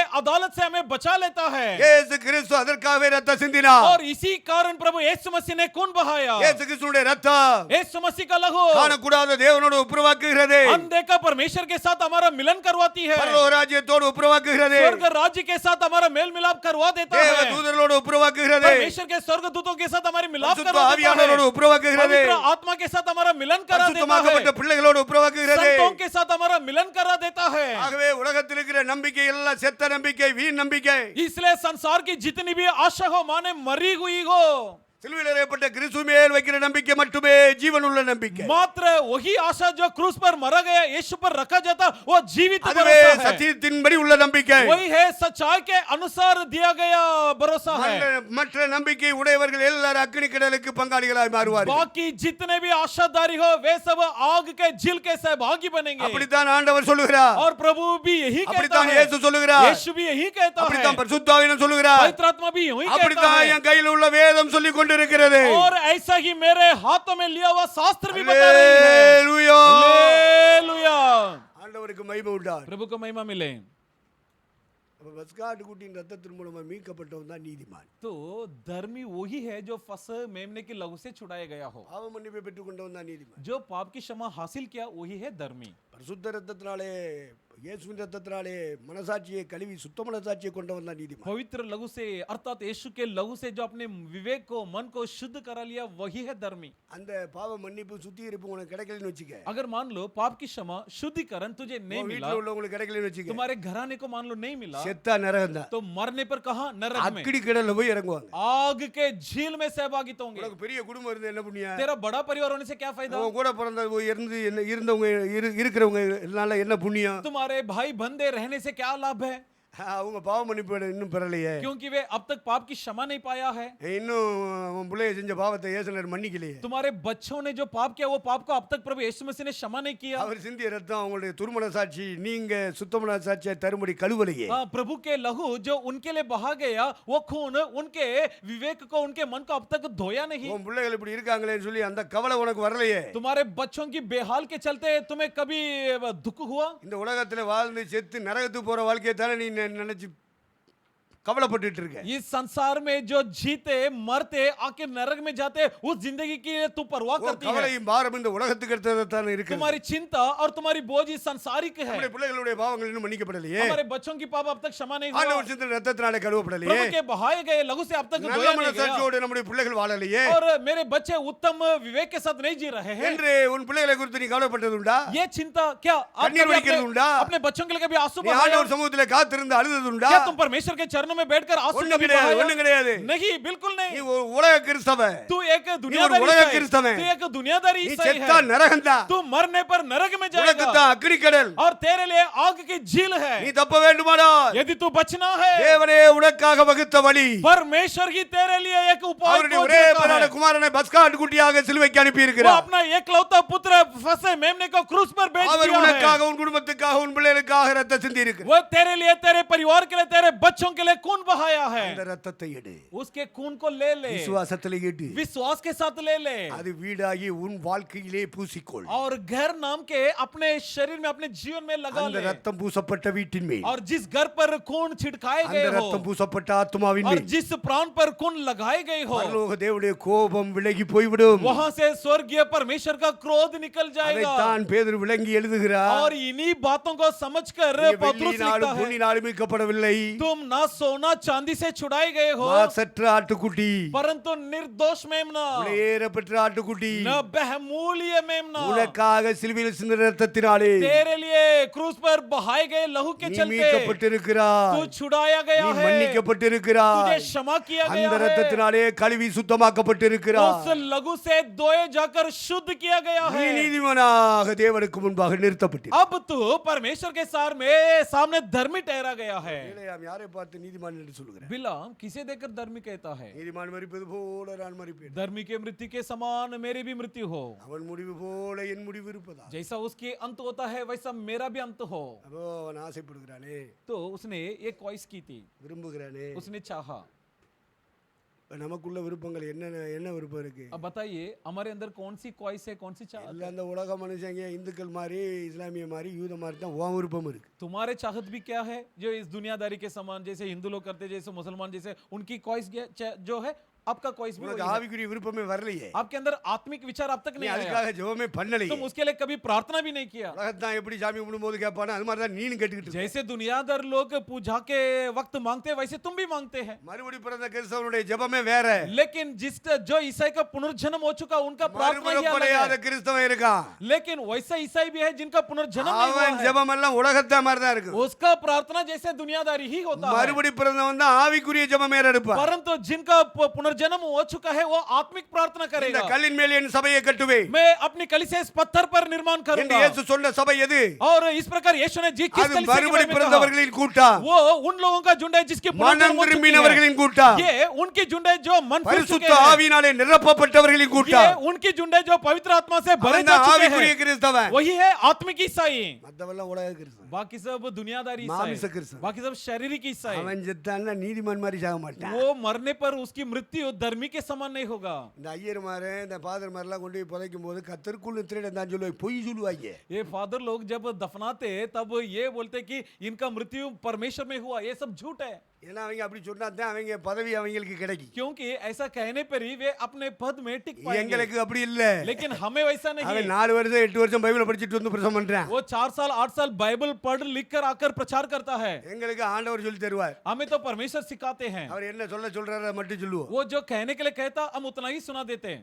நாங்க படிச்சு படிச்சு சொல்றவங்க சொல்ற கிறிஸ்தவன் இல்ல. हम जो पढ़ लिख कर जो सुनाते वैसा ईसाई नहीं है। பரலோகத்தின் தேவன் எதை பேச சொல்றாரு அதை மட்டும் பேசுகிறவர். स्वर्गीय परमेश्वर जो हमसे कहने के लिए कहता है वही बात हम सुनाते பணத்துக்காக हैं। காசுக்காக பிரசங்கம் பண்ணுகிறவர்கள் அல்ல. धन के लिए पैसे के लिए हम कतई नहीं प्रचार करते हैं। உங்கள்ட்ட இருந்து பேரும் போல சம்பாதிக்கிறதுக்காக பிரசங்கம் பண்றவன் அல்ல. आपसे नाम बढ़ाई तारीफ कमाने के लिए हम प्रचार नहीं करते, அழைத்த தேவன் ஒருவர் இருக்கிறார். परंतु बुलाने वाला एक परमेश्वर मौजूद அவரை है। பிரியப்படுத்தும்படியாக பிரசங்கிக்கிறோம். हमें उसे खुश कराने के लिए प्रचार करते हैं, அதனால இவ்வளவு போல்டா எங்களால பேச முடியுது. इसलिए हम इतनी बड़ी गंभीरता से மத்த प्रचार करते ஊழியக்காரங்க हैं। பேச மாட்டான். बाकी सेवक लोग प्रचार नहीं कर सकता, அவன் உயிருக்கு பயந்தவன். क्योंकि वो जान से அவன் தன்னை डरता தான் है। வெறுத்த ஊழியக்காரன் அல்ல. वो अपने आप को नफरत किया அவன் हुआ சிலுவையை सेवक சுமக்கிற नहीं, ஊழியக்காரன் वो அல்ல. क्रूस को उठाने वाला सेवक அவனுக்கு ஒரு नहीं, கூட்ட மக்களை சேர்த்து வைக்கணும். उसके लिए एक झुंड लोग इकट्ठा करना அவங்கள है பாட்டு பாட வைக்கணும். और उन्हें गीत ஜெபம் गाना பண்ண है, வைக்கணும். प्रार्थना उनसे அவங்களுக்கு ஒரு करवाना பிரசங்கம் है, பண்ணணும். उनके लिए एक संदेश அவங்க देना காணிக்கை है, கொடுப்பாங்க. वे दान அதை देंगे, வாங்கி தான் பொண்டாட்டி பிள்ளைய வளர்க்கணும். उसे लेकर अपने बीवी बच्चों को இத पालना है। தவிர அவங்க என்ன பெரிய காரியத்தை செய்ய போறா? इसके सिवा ये छोड़कर और कौन सा அப்படிப்பட்ட बड़ा काम ஊழியக்கார करेंगे? சுத்தி ஊழியம் பண்ணிட்டு இருக்கான். ऐसा सेवक लोग हमें घेरे हुए सेवकाई அவர்கள் निभा நடுவிலே रहे हैं। நாங்களும் தேவனுடைய ஊழியத்தை செய்து கொண்டிருக்கிறோம். उनके बीच में हम भी परमेश्वर का सेवकाई को निभा रहे हैं। எங்களுக்கு பரலோகம் போகிற கூட்டம் தான் வரணும். इसलिए हमें वही झुंड பாவம் आना है जो மன்னிக்கப்பட்ட स्वर्ग கூட்டம் है। வரணும். इसलिए पाप क्षमा पाए हुए झुंड பரிசுத்தாவினாலே हमारे पास है। நிரப்பப்பட்ட கூட்டம் வேணும். पवित्र आत्मा से भरे हुए झुंड हमें चाहिए ஆவிக்குரியவர்களாய் வளருகிற கூட்டம் வேணும். और आत्मिक रीति से बढ़ने वालों की झुंड தேவ हमें சித்தம் चाहिए। நிறைவேறினா போதும்னு சொல்ற கூட்டம் और வேணும். वो झुंड हमें चाहिए जो कहे कि परमेश्वर का इच्छा पूरी हो तो काफी है। அப்படிப்பட்ட கூட்டத்தை தான் சபை என்று கர்த்தர் சொல்கிறார். ऐसी झुंड को ही परमेश्वर भी कहता है कि ये कलीसिया है। அந்த சபைக்கு ஊழியம் செய்யும்படியாக கர்த்தர் எங்களை அழைத்தார். उस कलीसिया में सेवा करने हेतु परमेश्वर ने हमें बुलाया है। கிறிஸ்தவ கூட்டத்தை கூட்டி ஆராதனை நடத்துற ஆராதனை கிறிஸ்தவர்கள் கூட்டத்துக்கு எங்களை அழைக்கவில்லை. एक ईसाई झुंड को इकट्ठा करना, सिर्फ एक आराधना के लिए झुंड इकट्ठा करना, इस मकसद के அது लिए परमेश्वर ने சிஎஸ்ஐக்கு போய் बुलाया। சேரு. उसके लिए सीएसआई वहां चले जाओ, இந்த கத்தோலிக்க சபைக்கு போய் சேரு. उसके लिए कैथोलिक है उधर चले जाओ। குடும்ப நடத்துறதுக்காக சிலர் ஊழியம் பண்ணிட்டு இருக்காங்க, அவன்கிட்ட போயிரு. कुछ लोग अपने परिवार जीवन गुजार के लिए सेवकाई எங்கள்கிட்ட चलाते हैं, வந்தா उनके पास चले இந்த जाओ। இடத்துக்கு வந்தா अगर हमारे पास இந்த आते हैं, इस स्थान पर கிருபாசனத்துல आते இருக்கிற நினைச்சா अगर कृपासन में आप நீ रहना மனம் திரும்பின चाहते கிறிஸ்தவனா இருக்க हैं வேண்டும். तो मन फिरा हुआ ईसाई மறுபடி होना பிறந்த जरूरी கிறிஸ்தவனா है இருக்க வேண்டும். पुनर्जन्म लिया हुआ ईसाई होना ஆவியினால் जरूरी है நிரப்பப்பட்ட கிறிஸ்தவனா இருக்க आत्मा से வேண்டும். भरा हुआ ईसाई होना அந்நிய अनिवार्य है பாஷைகளினாலே தேவனை ஆராதிக்கிற अन्य கிறிஸ்தவனா இருக்க भाषा में வேண்டும். परमेश्वर की उपासना करने वाले ஆவியினாலே ईसाई நீ हो। நிறைந்து ஜெபிக்க வேண்டும். आत्मा में बढ़ते हुए तुम ஆவியிலே आराधना நிறைந்து करने நீ वाले ஆராதிக்க हो। வேண்டும். आत्मा में बढ़ते हुए तुम ஆவியிலே उपासना करना நிறைந்து है ஆண்டவரை அர்ப்பணிக்க வேண்டும். आत्मा में बढ़कर परमेश्वर का जय जयकार करना அல்லேலூயா. है हालेलुया அப்படிப்பட்ட கிறிஸ்தவனாக நீ எல்லாம் எதுக்கு கிறிஸ்தவன் சொல்லிக்கிட்டு வாழ்ற இந்த பூமியில? ऐसा ईसाई होना चाहिए लेकिन तुम अपने आप को ईसाई बोलकर इस दुनिया में क्यों நீ जी रहा வராத, है இந்த சபைக்கு வராத. नहीं तुम ये कलीसिया में बिल्कुल போ, मत आइए உனக்குரிய சபையில போ. चले जाओ तुम्हारे लिए बहुत सारे ஓ कलीसिया में चले விருப்பத்தை जाओ நிறைவேற்ற ஊழியக்காரர் இருப்பான். तेरे मर्जी को ஓ निभाने वाले ஆசைப்படி सेवक நடத்துற होंगे ஊழியக்காரர் இருப்பான். तेरे हिसाब से चलने वाले सेवक भी होंगे நீ கிறிஸ்தவ பேரை வச்சதுனால நீ கிறிஸ்தவனா? क्या ईसाई का नाम रखने से थोड़ी तो ईसाई बन सकता है தேவனால் மறுபடி பிறந்த கிறிஸ்தவனா இருக்க. परंतु परमेश्वर से पुनर्जन्म हासिल किया हुआ ईसाई இயேசுவின் होना ரத்தத்தினால चाहिए கழுவப்பட்ட கிறிஸ்தவன். यीशु मसीह का लहू से धोया हुआ ईसाई होना உன்னை चाहिए எழுப்பி விட்டு நீ சாட்சி சொல்றான்னா சொல்லணும் நீ. यदि मैं तुझे कहूं खड़े होकर இயேசுவின் गवाही दे तो ரத்தம் என் कहना है மனசாட்சியை சுத்தம் பண்ணியதுன்னு சொல்லு. तू कहना है कि यीशु मसीह का लहू मेरा मन विवेक को शुद्ध कर பரிசுத்த चुका है ஆவியானவர் என்னை ஆண்டு நடத்துகிறார் என்று சொல்லு. और कहो कि पवित्र आत्मा मुझे राज कर रहा है प्रभुता कर அப்படி रहा है சொல்ல திராணியற்றவன் கிறிஸ்தவன் அல்ல, பொய் கிறிஸ்தவன். जो लोग इस प्रकार कहने के लिए सक्षम नहीं அவன் वो போலி ईसाई नहीं, கிறிஸ்தவன். वो झूठी है नकली है அவன் தன்னை ஏமாத்துறான், தேசத்தை वो ஏமாத்துறான். अपने आप को भरमाता है और देश को भी धोखा देता है அப்படிப்பட்ட கிறிஸ்தவனா இருக்க நான் விரும்பவில்லை. ऐसा ईसा ही बनना मैं नहीं चाहता हूँ இந்து குடும்பத்திலே பிறந்து வளர்க்கப்பட்ட நான் मैं जो मेरा जन्म हिंदू परिवार में हुई ஏன் கிறிஸ்தவனானே? मैं क्यों ईसाई में तब्दील हुआ தமிழகம் முழுவதும் சாட்சி சொல்லி வருகிறேன். पूरे तमिलनाडु में मैं गवाही देता हूँ இந்தியாவில் உள்ள ஒவ்வொரு மாநிலங்களிலும் சாட்சி சொல்லி வந்து கொண்டிருக்கிறேன். भारत देश के हर एक प्रदेश में प्रांतों में गवाही देते அண்டை आ रहा हूँ நாடுகளுக்குள்ளே கடந்து போய் சாட்சி சொல்லி வருகிறேன். अंतरराष्ट्र के स्तर पर भी நான் गवाही ஏன் देता हूँ கிறிஸ்தவனாய் कि வாழ்கிறேன்? मैं क्यों ईसाई बना உனக்கு சொல்ல முடியுமா? क्या तुम कह सकते हो உனக்கு சொல்ல முடியாதுன்னா நீ கிறிஸ்தவனே கிடையாது. तुम जब कह भी नहीं सकते तो तुम ईसाई நீ नहीं பேருக்கு கிறிஸ்தவன். तुम नाम के लिए ईसाई हो நீ எல்லாம் இதுக்கு இருக்கா கிறிஸ்தவங்கிற பேர்ல? அதனால தான் மனம் திரும்ப மாட்டேங்கிறான். हाँ इसलिए तो मन नहीं फिरते हैं ना लोग சத்தியத்தின் மேல் உள்ள நம்பிக்கையின்படி நீ கிறிஸ்தவராய் மாற வேண்டும். और सत्य के प्रति उस आशा के अनुसार हम ईसाई बनना है எல்லா இடத்துலயும் இதே வால்யூம்ல தான் நான் பிரசங்கம் பண்றேன். जगह जगह पर जहां भी जाऊं इसी ध्वनि में मैं प्रचार करता हूं ஏன்னா குனிஞ்சா பூமி நிமிந்தா வானம். क्योंकि झुका तो धरती ऊपर थाका तो आसमान பொண்டாட்டியா புள்ளையா? No compartment. देखिए ना बीवी ना बच्चे ना कोई हमारे लिए இல்லை நான் அந்த பிள்ளைகளுக்காக தான் இருக்கேன்னு நானும் அழுதுகிட்டு இருக்கலாம். हाँ नहीं तो मैं भी ये कहकर रोता कि बच्चे के लिए मुझे जीना है யாஜனர் எப்போ வந்தாலும் உடனே மறுமை பறக்கணும். यीशु मसीह जिसी वक्त भी आए तुरंत रूपांतर होकर उड़ना है அந்த லட்சியம் அந்த லக்கு உனக்கு எனக்கு இருக்கணும். ये लक्ष्य आपके और मेरा होना है அது இல்லாம என்னையா வாழ்க்கை? इसके बिना कौन सी இந்த जिंदगी பூமியில है ஒரே ஒரு முறை தான் வாழ போறோம். इस धरती में एक ही बार हम जिएंगे ஆண்டவர் கூப்பிடும் போது நீதிமானாய் பறந்து போக வேண்டும். प्रभु जब बुलाएगा तब धर्मी के तौर से उड़कर जाना है 4ஆம் அதிகாரம் ரோமருக்கு எழுதின நிருபம் रोमियो का पत्री 4वां अध्याय கடைசி வசனத்தை வாசிப்போம். आखिरी वचन को पढ़ेंगे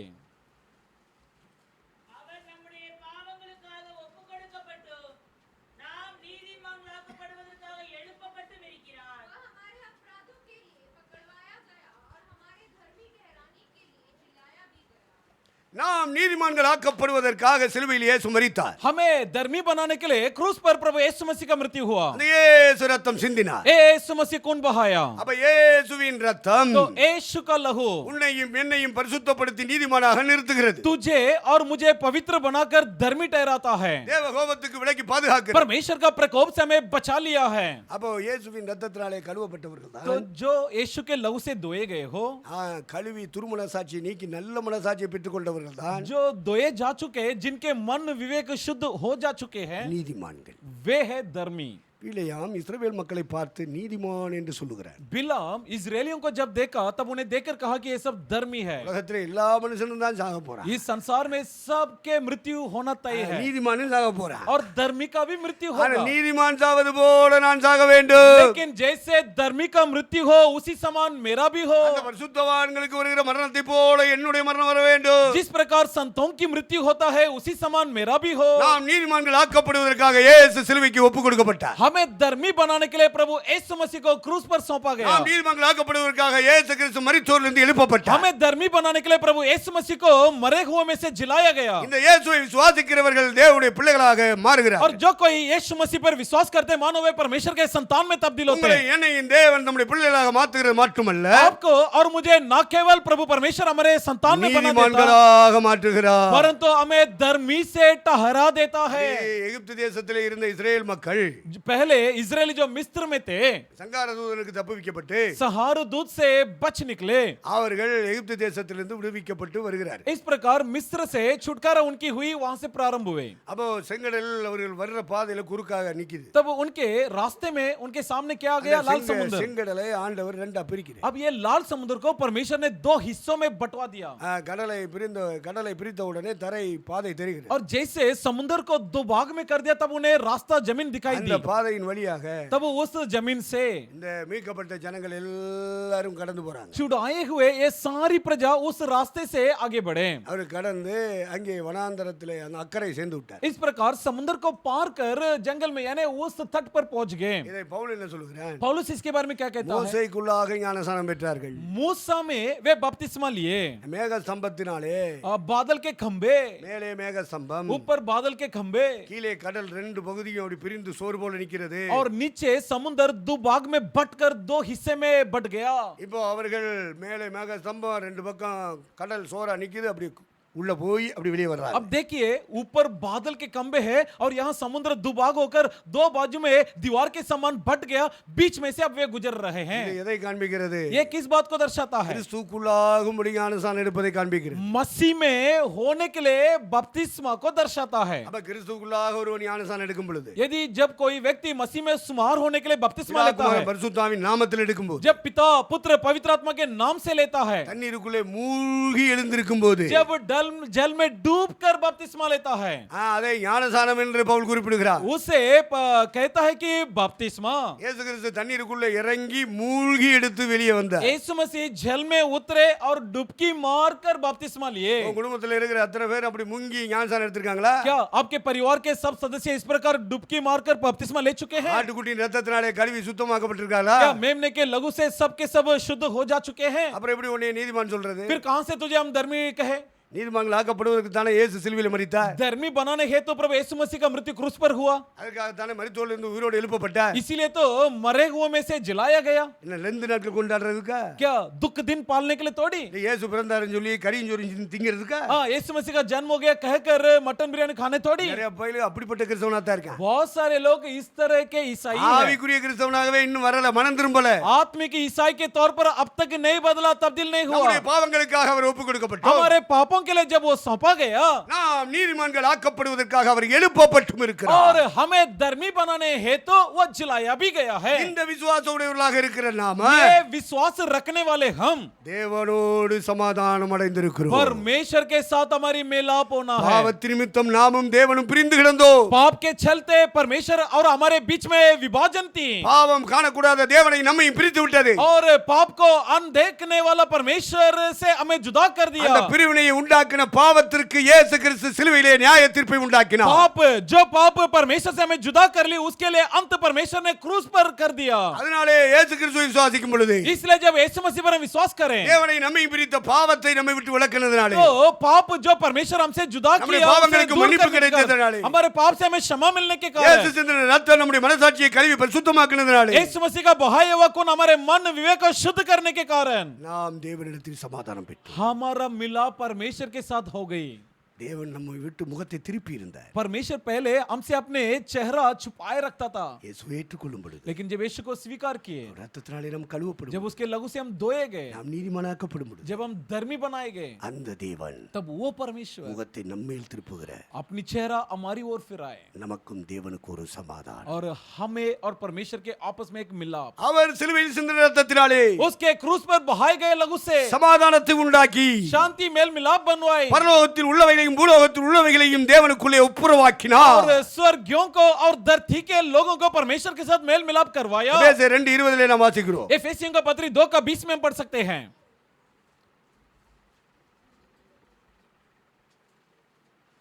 और प्रेरितों और परिशुद्धात्माओं की नींव पर जिसके कोने का पत्थर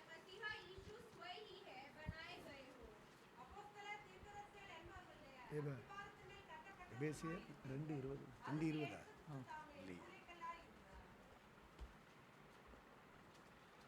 எபேசியர் 2ஆம் அதிகாரம் 14 2 का 14 எப்படியெனில் அவரே நம்முடைய சமாதான காரணராகி ம் இரு திறத்தாரை ஒன்றாக்கி ம் பகையாக நின்ற பிரிவினையாகிய நடுச்சுவரை தகர்த்து சட்டதிட்டங்களாகிய நியாயப்பிரமாணத்தை தம்முடைய மாம்சத்தினாலே ஒழித்து ம் இரு திறத்தாரையும் தமக்குள்ளாக ஒரே புதிய மனுஷனாக சிருஷ்டித்து இப்படி சமாதானம் பண்ணி பகையை சிலுவையினாலே கொன்று அதனாலே இரு திறத்தாரையும் ஒரே சரீரமாக தேவனுக்கு ஒப்புரவாக்கி தேவனுக்கும் நமக்கும் ஒரு ஒப்புரவாகுதலை இயேசு சிலுவையிலே செய்து முடித்தார். अब प्रभु यीशु मसीह परमेश्वर और हमारे बीच में एक मिलन करा दिया क्रूस पर. அவர் சிலுவையில் சிந்தின இரத்தத்தினாலே उसके क्रूस पर बहाए गए लहू के चलते நமக்கும் தேவனுக்கும் சமாதானத்தை உண்டாக்கி விட்டார். हमारे और परमेश्वर के आपस में एक मेल मिलाप करा दिया. நாம் தேவனோடு இணைந்து கொள்ள முடியாது. इसलिए कि हम परमेश्वर के साथ हमारे मिलाप हो. நாமும் தேவனும் ஒன்றாக இருக்க முடியாது. हम इसलिए कि हम और परमेश्वर एक साथ रहे. இயேசு சிலுவையிலே தம்முடைய இரத்தத்தை சிந்தினார். इसी कारण प्रभु यीशु मसीह क्रूस पर अपने खून बहाया பெரிய ஒப்புரவாகுதல் உண்டாகி இருக்கிறது. ताकि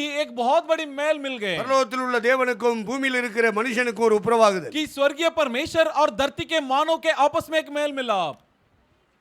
இதை இயேசு மூலமாக தேவன் ஏற்படுத்தினார். और इस काम को प्रभु यीशु के जरिए परमेश्वर ने करवाया है. இப்போ ஞானசானம் எடுத்து கரை சேர்ந்துட்டாங்க. अब देखिए वे बपतिस्मा लेकर अभी तट पहुंच गए. செங்கடலின் வழியாக அவர்கள் ஞானசானம் பெற்று கரையேறினார். लाल समुद्र के ओर से वे बपतिस्मा में आगे गुजर गए. ஆட்டுக்குட்டியின் இரத்தத்தினாலே மீட்கப்பட்டவர்கள், जो मेमने के लहू से छुड़ाए जाते, இயேசுவின் இரத்தத்தினாலே கழுவப்பட்டவர்கள் जो यीशु के लहू से धोए जाते, ஞானசானம் எடுக்கணும். वे बपतिस्मा लेना जरूरी है. இவங்க என்ன செய்றாங்கன்னா மறுபடி பிறக்கிறது இல்ல. लेकिन ये लोग क्या करते हैं, पुनर्जन्म मन होता ही திரும்புறதே கிடையாது. नहीं, मन बिल्कुल नहीं फिरते பாவ नहीं, மன்னிப்பே பெறது இல்ல. पाप की क्षमा नहीं पाते. பெந்தேகோஸ்து குடும்பத்துல பிறந்ததனால लेकिन पेंतेकोस्त परिवार में जन्म होने के कारण உடனே ஞானசானம் கொடுத்துறாங்க. तुरंत बपतिस्मा भी दे देते. கிறுக்கோழி பயிலுக, கிறுக்கு பயிலுக. पागल लोग.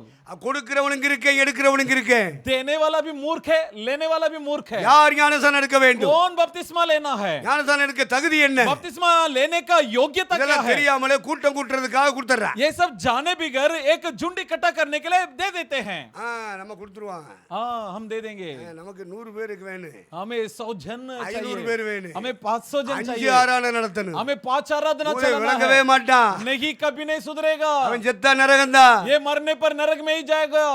அவன் செத்தா கண்டிப்பா நரகம்னு பைபிள் சொல்லுது. ऐसा व्यक्ति मरने पर जरूर नरक शास्त्र परलोक बताती போடும்னா, है. अगर स्वर्ग में जाना है, மனம் திரும்பின பிறகு எடு, मन फिरने के बाद बपतिस्मा लो, பாவம் மன்னிக்கப்பட்ட பிறகு எடு, पाप की क्षमा होने के बाद लो, மறுபிறப்பு கிடைச்ச பிறகு எடு. पुनर्जन्म होने के बाद लो. கிறிஸ்தவ குடும்பத்துல பிறந்ததால கிறிஸ்தவ சபைக்கு போறதுனால ஞானசானம் எடுக்காத. ईसाई परिवार में जन्म होने के चलते या ईसाई कलीसिया में जाने के चलते मत लेना. பஸ்காட்டுக்குண்ட ரத்தத்தின் மூலமா மீட்கப்பட்டவன் தான் செங்கடலை கடந்தான். फंसे मेमने के लहू से जो लोग छुड़ाए गए, धोए गए, वही लोग लाल समुद्र को पार किया. உன் பாவம் மன்னிக்கப்பட்ட நிச்சயமே இல்லைன்னா நீ எடுத்த ஞானசானம் செல்லாதே. लेकिन तुम्हारा पाप क्षमा का पुख्ता निश्चय नहीं मिला तो तुम्हारा बपतिस्मा नहीं चल सकता, स्वर्ग नहीं जा सकता. இப்படி பிரசவம் பண்ணா இவனுக்கு சந்தோஷம். ऐसा प्रचार किया तो ये बहुत मगन होते हैं. இவன் சந்தோஷத்துக்காக நான் பேசல. लेकिन इसकी खुशी के लिए मैंने என்னை प्रचार அழைத்த करता हूं. தேவன் சந்தோஷப்பட வேண்டும். मुझे बुलाने वाला परमेश्वर आनंदित என்னை होना है. அபிஷேகம் பண்ண தெய்வம் சந்தோஷப்பட मुझे வேண்டும். अभिषिक्त किया परमेश्वर ஓ आनंदित होना है. சந்தோஷத்துக்காக நான் பிரசங்கம் பண்ணவில்லை. तेरी खुशी के लिए मैं प्रचार नहीं कर सकता என் हूँ, சந்தோஷத்துக்காகவும் பிரசங்கிக்கவில்லை. और मेरी खुशी के लिए भी मैं प्रचार नहीं करता என்னை हूँ, அழைத்தவர் சந்தோஷப்பட வேண்டும். परंतु मुझे बुलाने वाला आनंदित होना है. அவர் என்னை நம்பி இருக்கிறார். उसने मुझ पर भरोसा की है, அவருக்காக அவருடைய வார்த்தைகளை நான் பேச வேண்டும். उसके लिए उसके वचन को मैं प्रचार करूंगा. ஞானசானம் செங்கடலை கடந்து ஞானசானம் பெற்று கரையேறி விட்டார். अब देखिए बपतिस्मा लाल समुद्र को पार कर लिए, उस तट पहुंच गए. அவர்களை நீதிமான் என்று வேதம் சொல்லுகிறது. उन्हें शास्त्र बतलाती है कि वे धर्मी है. அப்படியே அவர்கள் பயணித்தார்கள், वे अपनी यात्रा जारी रखें ஆசரிப்பு கூடாரம் உண்டாக்கினார்கள். और मिलाप वाले तंबू बनाया गया. சில ஒழுங்குகளை கத்தர் கொடுத்தார். कुछ नियमों को परमेश्वर ने दी நியாயப்பிரமாணம் என்ற சட்டதிட்டங்களை கொடுத்தார். और व्यवस्था नाम के उन्हें विधि और कानूनें दी. மோசே, ஆரோன், மிரியாம் போன்ற தலைவர்களை தலைவிகளை தந்தார். मूसा, हारून, मिरियम नाम के नेतृत्व को दिया. அக்னி ஸ்தம்பம் மேக ஸ்தம்பத்தை தந்தார். आग के खंबे, बादल के खंबे परमेश्वर ने उन्हें प्रदान வானத்திலிருந்து किए. மன்னாவை தந்தார். आसमान से उन्हें मन्ना खिलाए. தண்ணி இல்லாம கஷ்டப்பட்ட நேரத்தில் கண்மலைகளை பிளந்து தண்ணீரை கொடுத்தார். निर्जल अवस्था में परमेश्वर ने चट्टान फाड़कर चट्टान में से उन्हें पानी पिलाए. பல லட்சங்கள் வனாந்தரத்திலே தேவன் தந்த தண்ணீரை குடித்தது. और लाखों लाख लोग उस जंगल में परमेश्वर के दिए हुए पानी पिए. அந்த கண்மலையின் தண்ணீரை அவர்கள் குடித்தார்கள். वे उस चट्टान के जल पिए. இவ்விதமாக அந்த ஜனங்கள் நடத்தப்பட்டார்கள். इस प्रकार उन प्रजा की अगुवाई की गई। அப்படி அவர்கள் இடம் விட்டு இடம் மாறி மாறி போய் கொண்டே இருக்கிறார். इस प्रकार वे स्थल छोड़कर स्थल तब्दील होते அப்படி गए। போய்கிட்டே இருக்கும்போது எதிரிகள் வருகிறாங்க. इस प्रकार उनके यात्रा के दौरान दुश्मन उनके सामना किया। சில நாடுகளில் இருக்கிற மக்கள் ராஜாக்கள் எதிரிகளாய் மாறுகிறார். कुछ ही राष्ट्र के कुछ देश के राजा इनके खिलाफ लड़ने आ जाते हैं। அவ இறை மக்களுக்கு வருகிறது பிரச்சனை. अब परमेश्वर के प्रजा के सामने आ गया समस्या। அந்த பாதையில போறதுனால அந்த நாட்டில் உள்ளவங்களுக்கு பிடிக்க மாட்டேங்குது. अब देखिए उस उनके रास्ते से गुजरने के चलते उस देश वाले को अच्छा नहीं लगा। அதுல ஒருத்தன் தான் அமலேக்கியன். उनमें से एक है अमलेकी। அமலேக்கியனை அழிக்க வேண்டும் என்பது ஆண்டவருடைய விருப்பம். लेकिन परमेश्वर का योजना था कि इस अमलेकी को नष्ट करें। காரணம் இல்லாம சண்டைக்கு வராங்க. अकारण झगड़ने आते हैं கர்த்தருடைய பிள்ளைகளுக்கு விரோதமாக, परमेश्वर के लोगों के खिलाफ, ஆண்டவருடைய மக்களுக்கு எதிராக, परमेश्वर के प्रजा के विरोध में, ஆண்டவருடைய சபைக்கு எதிராக, परमेश्वर के कलिसिया के विरोध ஆண்டவருடைய में, சுவிசேஷத்துக்கு எதிராக, परमेश्वर का सुसमाचार के खिलाफ எவை எழும்பினாலும் சரி, जो कोई व्यक्ति क्यों ना आवे, எந்த ராஜா எழும்பினாலும் சரி, कोई भी राजा उनके खिलाफ क्यों ना उठे, எந்த அதிகாரி எழும்பினாலும் சரி, कोई भी हाकिम क्यों ना उठे, எந்த மனுஷன் எழும்பினாலும் சரி, कोई भी इंसान क्यों ना उठे, கர்த்தர் அவனுக்கு எதிரியாக மாறுகிறார். परमेश्वर स्वयं उनका दुश्मन ठहरेगा। கர்த்தர் அவனுக்கு விரோதியாக மாறுகிறார். परमेश्वर स्वयं उनका बैरी ठहरेगा। அமலேக்கியனை வானத்தின் கீழ் இராதபடிக்கு நாசம் பண்ணுவேன் என்று கர்த்தர் சொல்லுகிறார். परमेश्वर ने यूं कहा कि मैं अमलेकियों को ऐसा सत्यानाश करूंगा कि उन्हें आसमान के नीचे रहने नहीं दूंगा। இறை மக்களுக்கு விரோதமாக எழும்புகிறது தீய சக்திகள். हाँ, बुरी शक्तियां कलीसिया के खिलाफ उठते हैं। போராட்டங்கள் வருகிறது, समस्याएं आए, யுத்தங்கள் வருகிறது, लड़ाई आए, அவைகளை முறியடிப்பதற்கு தேவன் குதிக்கிறார். अब उन्हें रोकने के लिए परमेश्वर खुद उतर गया। தேவனே அமலேக்கியனுக்கு எதிரியாய் மாறுகிறார். परमेश्वर स्वयं अब अमलेकी के खिलाफ आ गए। மோசே யோசுவாவை கூப்பிட்டு சொல்லுகிறார், मूसा यहोशू को बुलाकर कह दिया, யோசுவா நீ சில மனிதரை தெரிந்து கொண்டு யுத்தத்துக்கு போ. यहोशू तुम कुछ लोगों को चुनकर युद्ध में आगे बढ़ो। நான் மலை மேல தேவனுடைய சமூகத்தில் உட்கார்ந்து मैं पर्वत में परमेश्वर के चरणों में बैठ जाता हूँ அந்த ஊர் ஆரோனை என் பக்கத்துல நிக்கட்டும். और ऊर आरोन दोनों मेरे बगल में खड़े रहे என் கூட இருந்து அவர் ஒருமனப்பட்டு ஜெபம் பண்ணார். और मेरे साथ मिलकर एक संग होकर हम प्रार्थना करें என்னுடைய விரிக்கப்பட்ட கையை அவர்கள் பிடிப்பார். और मेरे फैलाए गए हाथ को वे थमाएं। நாங்க ஜெபத்தில் இருக்கோம். चलो हम प्रार्थना में बैठ जाते युद्धத்துக்கு போ. हैं और तुम लड़ाई में जाओ அந்த எதிர் வல்லமைகளை கர்த்தர் சிதறடிப்பார். और उस विरोध सामर्थ्यों को परमेश्वर தெய்வ मार மக்களுக்கு गिराएगा। விரோதமாக எவன் எழும்பினாலும் சரி, और तेरे खिलाफ कोई भी क्यों ना उठ जाए, தெய்வம் அவனுக்கு விரோதியாய் இறங்கி வருவார். परमेश्वर उनका दुश्मन बनकर उभर आएगा। கர்த்தருடைய பிள்ளைகளை கர்த்தர் காக்கிறார். परमेश्वर की प्रजा की रक्षा கர்த்தருடைய परमेश्वर பிள்ளைகளை करता है। கர்த்தர் நடத்துகிறார். परमेश्वर के लोगों की अगुवाई परमेश्वर स्वयं அக்கினி करता சம்பமாய் है। மேக சம்பமாய் வழி நடத்துகிறார். आग के खंबे बादल के खंबे बनकर उनकी अगुवाई யார் करता है। விரோதியாக எழும்பினாலும் சரி, चाहे कोई भी उनके विरोध में क्यों ना उठ जाए, அதிகாரத்தை ஆட்சி கையில வச்சிருக்கிறவன் எந்திரிச்சாலும் சரி, हाँ, प्रशासन शासन उनके खिलाफ क्यों ना उठे, ஆண்டவர் ஓட ஓட விரட்டுவார். परंतु परमेश्वर उन्हें दौड़ा दौड़ा कर मारेगा। யோசுவாவின் தலைமையிலே தேவ பிள்ளைகள் எதிர்த்து நின்றார்கள். यहोशू के नेतृत्व में परमेश्वर के लोग युद्ध करने गए। சாசுக்கு எதிர்த்து நில்லுங்கள். हाँ, शैतान की सामना करो, விசுவாசத்தில் உறுதியா இருந்து எதிர்த்து நில்லுங்கள். विश्वास में दृढ़ रहते हुए उसकी सामना அப்பொழுது करो, அவன் உங்களை விட்டு ஓடிப்போம். तब वो तुमसे भाग जाएगा। இப்படி எல்லா அமலேக்கியரை ஓட ஓட விரட்டினார். अब सारे अमलेकियों को दौड़ा दौड़ा कर मारा। கர்த்தர் நன்மை செய்கிறார். इस प्रकार परमेश्वर ने भलाई की। இவர்களை தான் நீதிமான் என்று சொன்னார். इन्हीं को कहा गया है कि धर्मी। அதுல மோவாபி ராஜா பாலாக்கு கூப்பிடுறான், अब मोवाबी राजा बालाक ने बुलाया, அந்த பிலேயாமை கூப்பிடுறான், बिलाम को बुलाया, நான் உனக்கு வெள்ளி முடு தரேன், मैं तुझे सोना और चांदी दूंगा, நீ வா. आजा। நீ வந்து ஒன்றும் செய்ய வேண்டாம். तू आकर कुछ नहीं करना। அந்த இஸ்ரேல் மக்களை, மீட்கப்பட்ட மக்களை, செங்கடலில் கடந்த மக்களை நீ சபிச்சிரு. तू आकर जो इजरायलियों को जो छुड़ाए गए हैं, जो लाल समुद्र को पार होकर आए, उन्हें तू श्राप दे दे। நீ சாபம் போட்டினா அந்த மக்கள் எல்லாம் சபிக்கப்பட்டு போவாங்க. यदि तू उन्हें श्राप दे देगा, कोसेगा, तो वो श्रापित हो जाएंगे। அந்த ஜனத்தை நடத்துற மோசே கூட சாபம் பிடிச்சு போவான். और उन प्रजा के अगुआ मूसा भी श्रापित இந்த ठहरेगा। ஆரோன் மிரியாமும் சபிக்கப்பட்டு போவார். हारून मिरियम ये भी श्रापित ठहरे जाएंगे। வா வா வா, आ जाओ आ जाओ, நான் உன்னை கனம் பண்ணுவேன், मैं तुझे आदर करूंगा, உனக்கு பேரும் புகழும் தருவேன், मैं तुझे सम्मान करूंगा, உனக்கு பணம் காசு मैं தருவேன். तुझे धन पैसे दूंगा। வா வா வா, आ जाओ आ जाओ।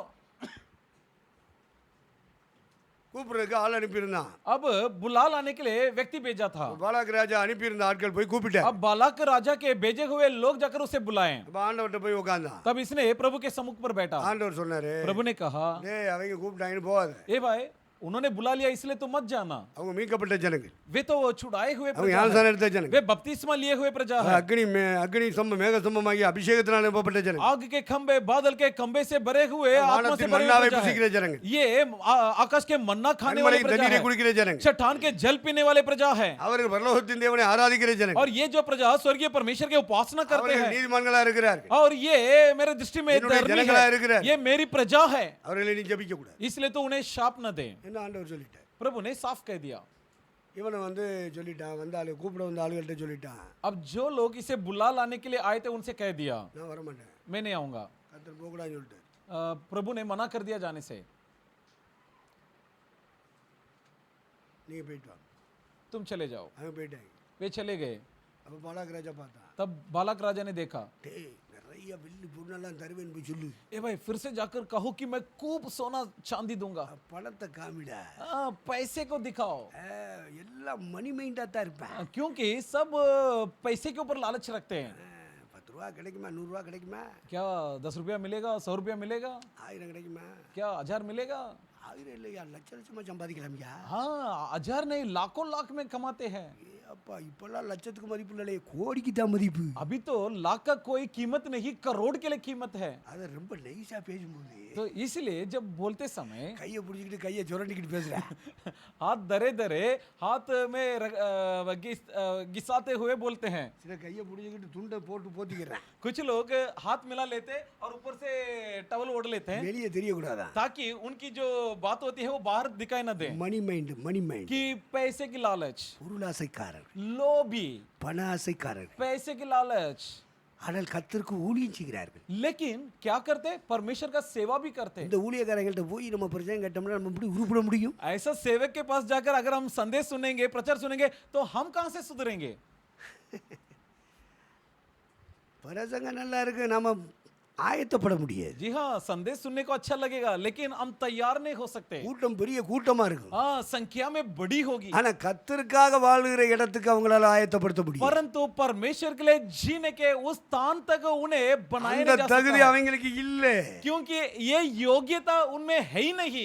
பீலையாமுக்கு அந்த பணத்தை காமிச்ச உடனே மயங்கறான் பாருங்க. अब जैसे बिलाम के सामने पैसा रखा गया तब वो लालच में आ गया। ரெண்டாவது முறை வந்தாங்க, अब दूसरी बार आए, ஐயா நல்லா கடன் பண்ணுவாரா, भैया बहुत आपको सम्मानित பேரும் करेंगे, புகழும் கிடைக்கும்யா, आपको आदर सम्मान मिलेगा।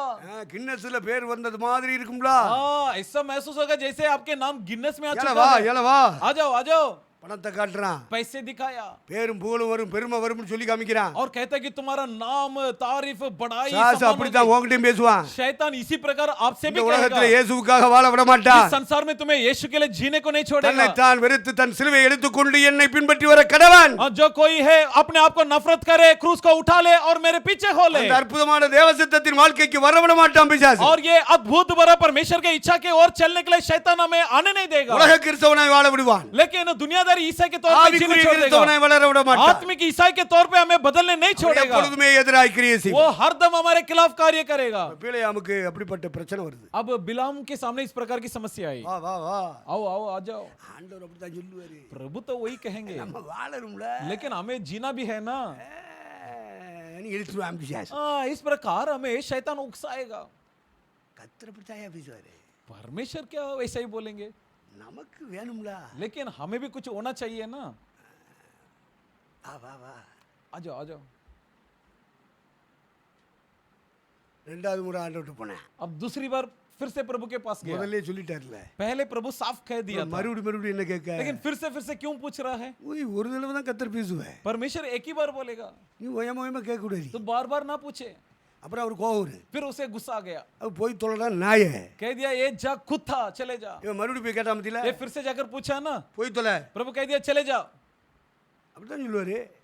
ऐसा ही जवाब मिलेगा। அவர் கோவம் வந்துட்டு அப்படித்தான் சொல்லுவாரு. प्रभु का अगर गुस्सा आएगा तो ऐसा ही जवाब உடனே मिलेगा। இந்த நாய்கள் என்ன நினைக்குது, तो इसीलिए ये कुत्तों ने क्या सोचा, ஆண்டவர் போக சொல்லிட்டாரு, प्रभु ने अब इजाजत दे மூதேவி दिया। ஆண்டவர் போக சொன்னாரு, ये भाई परमेश्वर थोड़ी आपको जाने के लिए कहा, நீ போய் தொந்தரவு பண்றதுனால போய் தொலை நாயனாரு. तू बार बार जाकर उसे सताए इसलिए कह दिया चले जा कुत्ता। இந்த பீலையாம் என்ன சொல்றான், अब ये बिलाम ने क्या कहा, ஆண்டவர் போய் சொல்லிட்டாரு. हाँ प्रभु ने जाने के लिए कह दिया।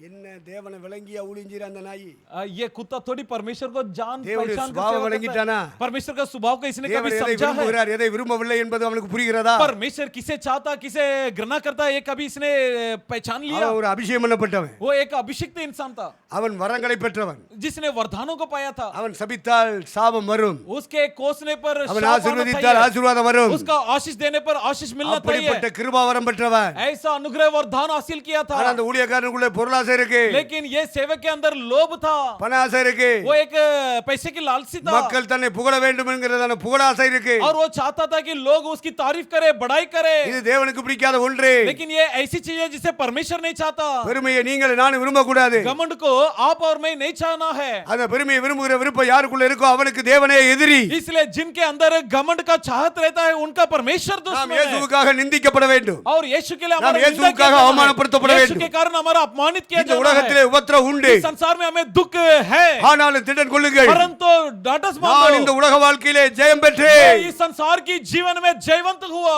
நீங்கள் உலகத்தார் அல்ல इसलिए तुम भी संसारिक नहीं हो। உங்களை உலகத்திலிருந்து எனக்கென்று தேர்ந்தெடுத்து விட்டேன் मैंने संसार से तुम्हें मेरे लिए अलग कर लिया। நான் உலகத்திலே வாழ்ந்தாலும் உலகத்தார் அல்ல मैं संसार में जीने के बावजूद நீ संसारी नहीं உலகத்திலே था। வாழ்ந்தாலும் நீங்கள் உலகத்தார் அல்ல तुम भी संसार में जीने के बावजूद இந்த உலக संसारी மக்கள் नहीं। வாழ்க்கையிலிருந்து நான் உங்களை इस பிரித்தெடுத்தேன் संसार के लोगों के जीवन से मैं तुम्हें अलग करा दिया हूँ। அப்படி பிரிக்கப்பட்டவர் தான் தேவனுடைய ஊழியக்காரர் इस प्रकार जो अलग किए गए वे है परमेश्वर का सेवक। உலகத்தார் போல நீங்கள் உலகத்தார் அல்ல मैं जैसा संसारी नहीं हूँ वैसा तुम भी संसारिक नहीं உலகத்தில் हो। இருக்கிறவன் புத்தி மாதிரியே ஓம் புத்தி இருக்கக்கூடாது इसलिए संसारिक के लोगों के दिमाग समान புத்தி तुम्हारी ना हो। மர்வமாகணும் तुम्हारे दिमाग में तब परिवर्तन होना है। கர்த்தருடைய வசனத்தை கேட்க கேட்க परमेश्वर का वचन को सुनते सुनते ஓ மனதினுடைய சிந்தனைகள் மர்வமாகணும் तुम्हारे मन सोच में परिवर्तन होना है மறுரூபமாகுங்கள் और रूपांतर மனம் हो। புதிதாகிறதுனாலே मन बदलने के कारण மறுரூபமாக்கப்பட வேண்டும் रूपांतर किया जाना கர்த்தருடைய है। வசனத்தை கேட்க கேட்க परमेश्वर का वचन को सुनते ஆவியானுடைய सुनते சத்தம் கேட்க கேட்க आत्मा के ध्वनि सुनते ஓ सुनते மனதின் பழைய எண்ணங்கள் மறையணும் तुम्हारे मन के पुराने विचार बदलना है, பழைய திட்டங்கள் மறையணும் पुरानी सोच बदलना है, பழைய ஆசை விருப்பங்கள் மறையணும் पुरानी लालच अभिलाषा बदलना எல்லாம் है, புதிதாக்கப்பட வேண்டும் बल्कि सब कुछ नया किया जाना है। உங்களுடைய ஆசை புதிதாக்கப்பட வேண்டும் तुम्हारी लालसा में नया होना है, உங்களுடைய அறிவு புதிதாக்கப்பட வேண்டும் तुम्हारे ज्ञान में परिवर्तन ஓ होना है, தீர்மானம் புதிதாக்கப்பட வேண்டும் तुम्हारे निर्णय में परिवर्तन தேவனுடைய होना है। வசனத்தை அதற்காகத்தான் और அனுப்புகிறார் परमेश्वर वचन को इसलिए தேவனுடைய ही செய்தி भेजता है। அதற்காகத்தான் கேட்க வைக்கிறார் परमेश्वर इसलिए हमें संदेश सुनाता உன் है। மனம் புதிதாகிறதுனாலே மறுரூபமாக तुम्हारे मन नया होने के चलते तुम रूपांतर கர்த்தர் हो। தம்முடைய சபை மக்களை மறுரூபப்படுத்திக் கொண்டே இருக்கிறார் परमेश्वर अपनी कलीसिया की प्रजा को निरंतर रूपांतर कर रहे हैं। ஆவி ஆத்துமா மறுரூபமாகிக் கொண்டே இருக்க வேண்டும் आत्मा प्राण का निरंतर रूपांतर हो रहा ஆண்டவர் है। இயேசு ஒரு நாள் வருவார் प्रभु यीशु मसीह एक दिन आएगा, அன்னைக்கு நம்முடைய சரீரமும் மறுரூபமாகும் उस दिन हमारे शरीर का भी रूपांतर होगा। நம்முடைய சரீரம் இன்னும் மீட்கப்படவில்லை तुम्हारे शरीर का छुटकारा अब तक नहीं हुआ है, ஆகவே अनेक ஆசைகள் நமக்குள்ளே வந்து விடுகிறது इसलिए बहुत सारे लालच हमारे अंदर आ जाते हैं। ஆவி மீட்கப்பட்டது आत्मा छुड़ाया गया, ஆத்மாவும் மீட்கப்பட்டது प्राण भी छुड़ाया गया, ஆனா சரீரம் இன்னும் மீட்கப்படவில்லை परंतु शरीर का छुटकारा अब तक नहीं हुआ। அவே சரீர மீட்பு ஒரு நாள் இருக்கிறது इसलिए शरीर का छुटकारा का एक दिन नियुक्त है। எபேசியர் 4:30 இதை வாசிக்கிறோம் एफेसियों का पत्री 4 का 30 में हम पढ़ सकते हैं। எபேசியர் 4:30 वासिப்போம் एफेसियों का पत्री 4 का 30 पढ़ेंगे।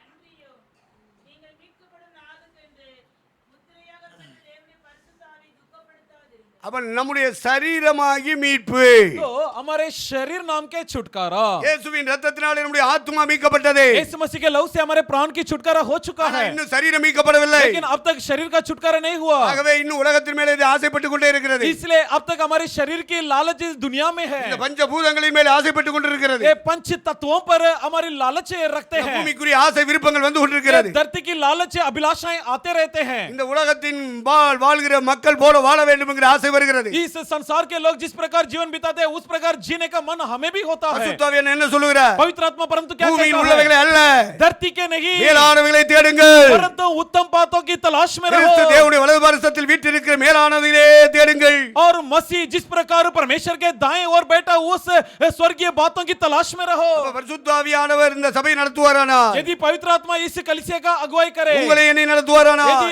आपका और मेरा अगुवाई करे, பூமிக்குரிய கிறிஸ்தவர்களாக அல்ல तो धरती के ईसाई के तौर से ஆவிக்குரிய नहीं, கிறிஸ்தவர்களாக வழி நடத்துவார் परंतु आत्मिक ईसाई के तौर से हमारी अगुवाई करेगा। அல்லேலூயா हालेलुया, ஆண்டவருக்கு மகிமை உண்டார் प्रभु को महिमा मिले।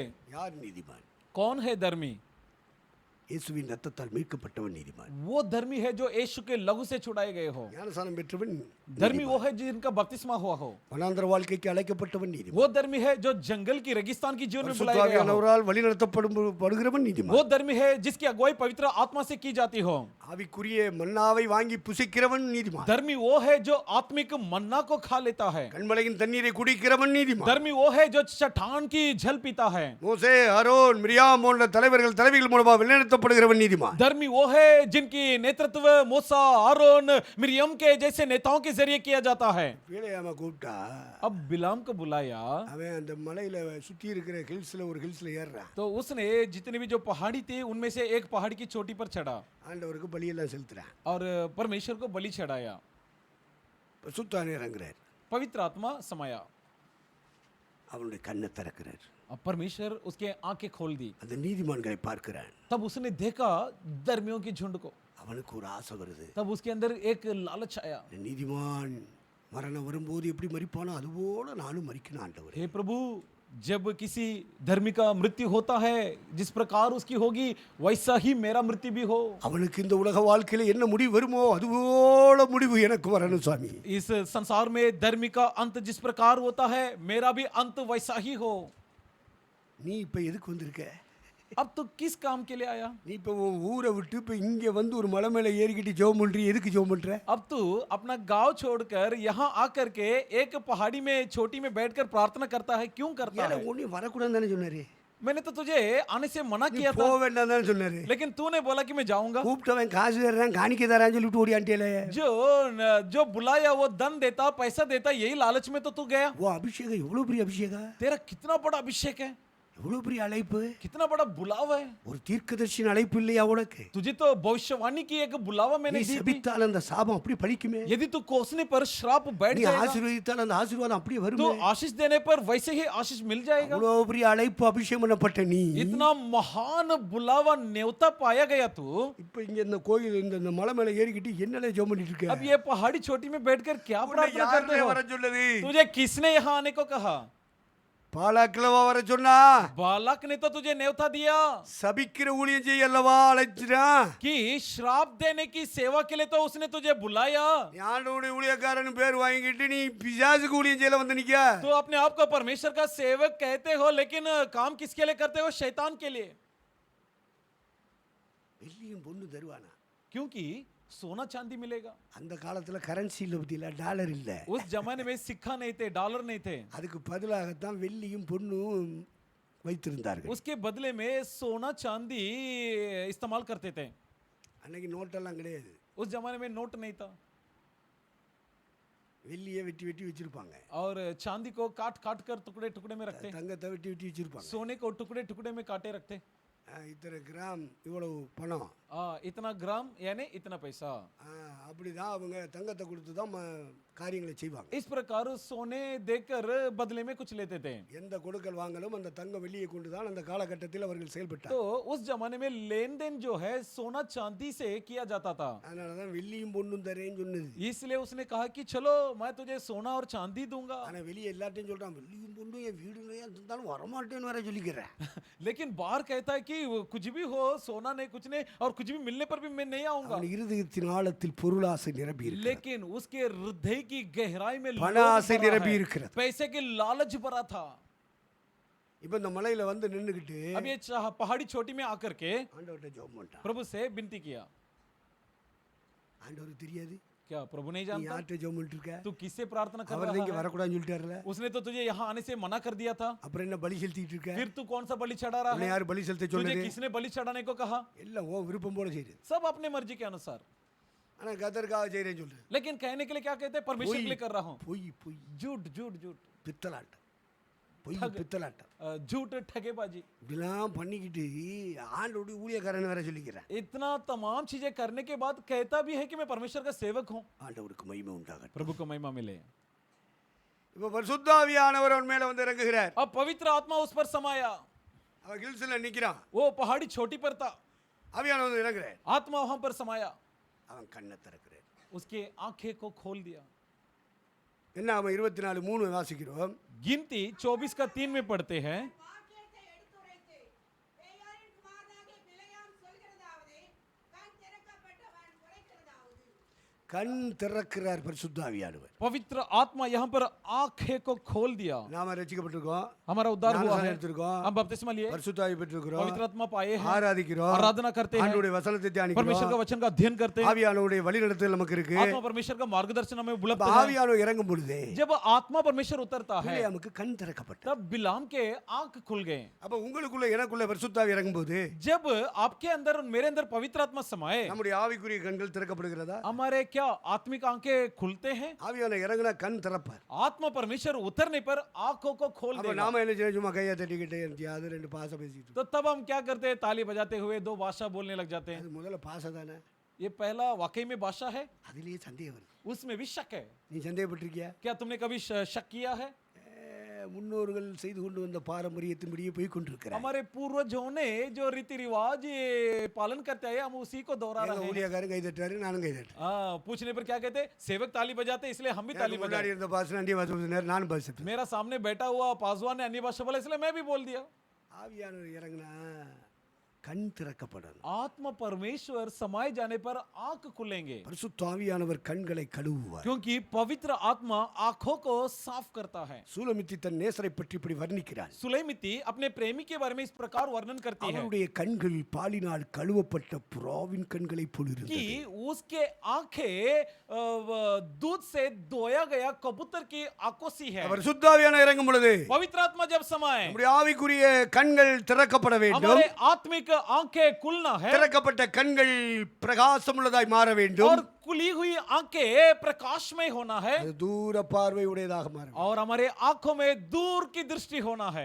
ஆபிரகாம் இந்த பூமியில் இருக்கும் பொழுதே ஒரு நகரத்தை தரிசித்தார். अब्राहम इस धरती में रहते रहते एक தேவன் தாமே राष्ट्र का கட்டி दर्शन किया உண்டாக்கின அஸ்திபாரம் உள்ள நகரத்துக்கு காத்திருந்தார். और परमेश्वर का स्वयं निर्माण किया हुआ नींव वाले उस शहर के लिए उसने इंतजार किया. இந்த பூமியிலே ஆபிரகாமுக்கு மனைவி உண்டு, इस धरती में अब्राहम के लिए पत्नी थी, அவனுக்கு பிள்ளை உண்டு, उसके लिए बच्चे थे, அவனுக்கு வேலை உண்டு, उसके लिए नौकरी थी, வேலைக்காரிகள் உண்டு, नौकर नौकरानी थे எல்லா சொந்தங்கள்லாம் உண்டு. और उसके लिए रिश्तेदार भी थे. ஆனால் அவனுக்கு ஆவிக்குரிய கண்கள் திறக்கப்பட்டிருந்தது. परंतु उसके आत्मिक आंखें खुली थी. அந்த கண்களினாலே தேவன் உண்டாக்கின நகரத்தை தரிசித்தார். जिन आंखों से परमेश्वर का निर्माणित उस शहर का நான் दर्शन உனக்கு ஒரு लिया. தேசத்தை தருவேன். मैं तुझे एक देश दूंगा. அந்த தேசம் பூமிக்குரியது அல்ல, वो देश इस धरती के அந்த नहीं, தேசம் ஆவிக்குரியது. वो देश அது आत्मिक है, பரலோகமாக இருக்கிறது. वो स्वर्ग है. அதிலே நான் போய் ஒரு ஸ்தலத்தை ஆயத்தம் பண்ணுவேன் என்று இயேசு சொன்னாரே. इसलिए यीशु मसीह ने कहा कि मैं जा करके एक स्थल तुम्हारे लिए तैयार करूंगा. அதுதான் தேவன் அஸ்திவாரம் போட்டு கட்டி உண்டாக்கின பரிசுத்த நகரம். वही है परमेश्वर का स्वयं निर्माणित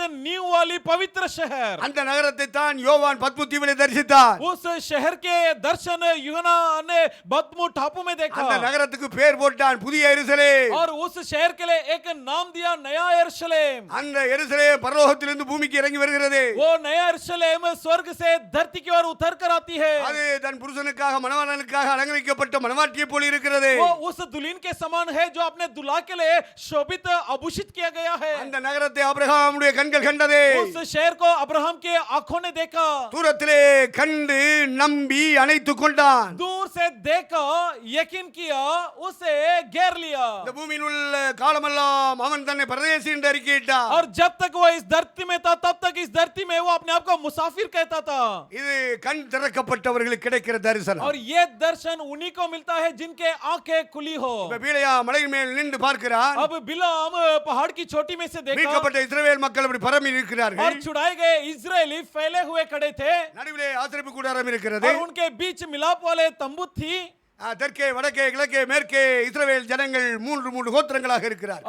पूरब दक्षिण पश्चिम पूर्व में लोग यहाँ वहाँ फैले हुए खड़े थे. ஒரு திசையிலிருந்து பார்க்கிறார். तब उसने एक दिशा में से देखा, அப்படி ஒரு திசையை நோக்கி பார்க்கும் பொழுது एक दिशा की ओर उसने जब अपने आंखें उठाई, இஸ்ரவேல் மக்களின் நடுவிலே அந்த ஆசரிப்பு கூடாரம் இருக்கிறது. तब इजरायलियों के बीच में मिलाप वाले तंबू भी मौजूद था. தெற்கே 3 கோத்திரம் வடக்கே 3 கோத்திரம், उत्तर में 3 गोत्र और पूर्व में 3 கிழக்கே गोत्र, 3 கோத்திரம் மேற்கே 3 கோத்திரம். दक्षिण में 3 गोत्र, पश्चिम में 3 गोत्र.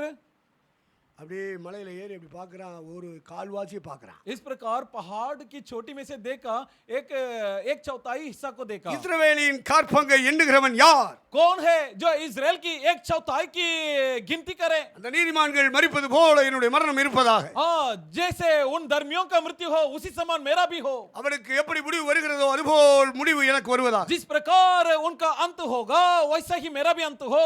இப்ப கண் திறக்கப்பட்ட போது நீதிமான்களை பார்க்கிறார். अब जैसे उसके आंख खुल गई तब उसने किसे देखा? धर्मियों को.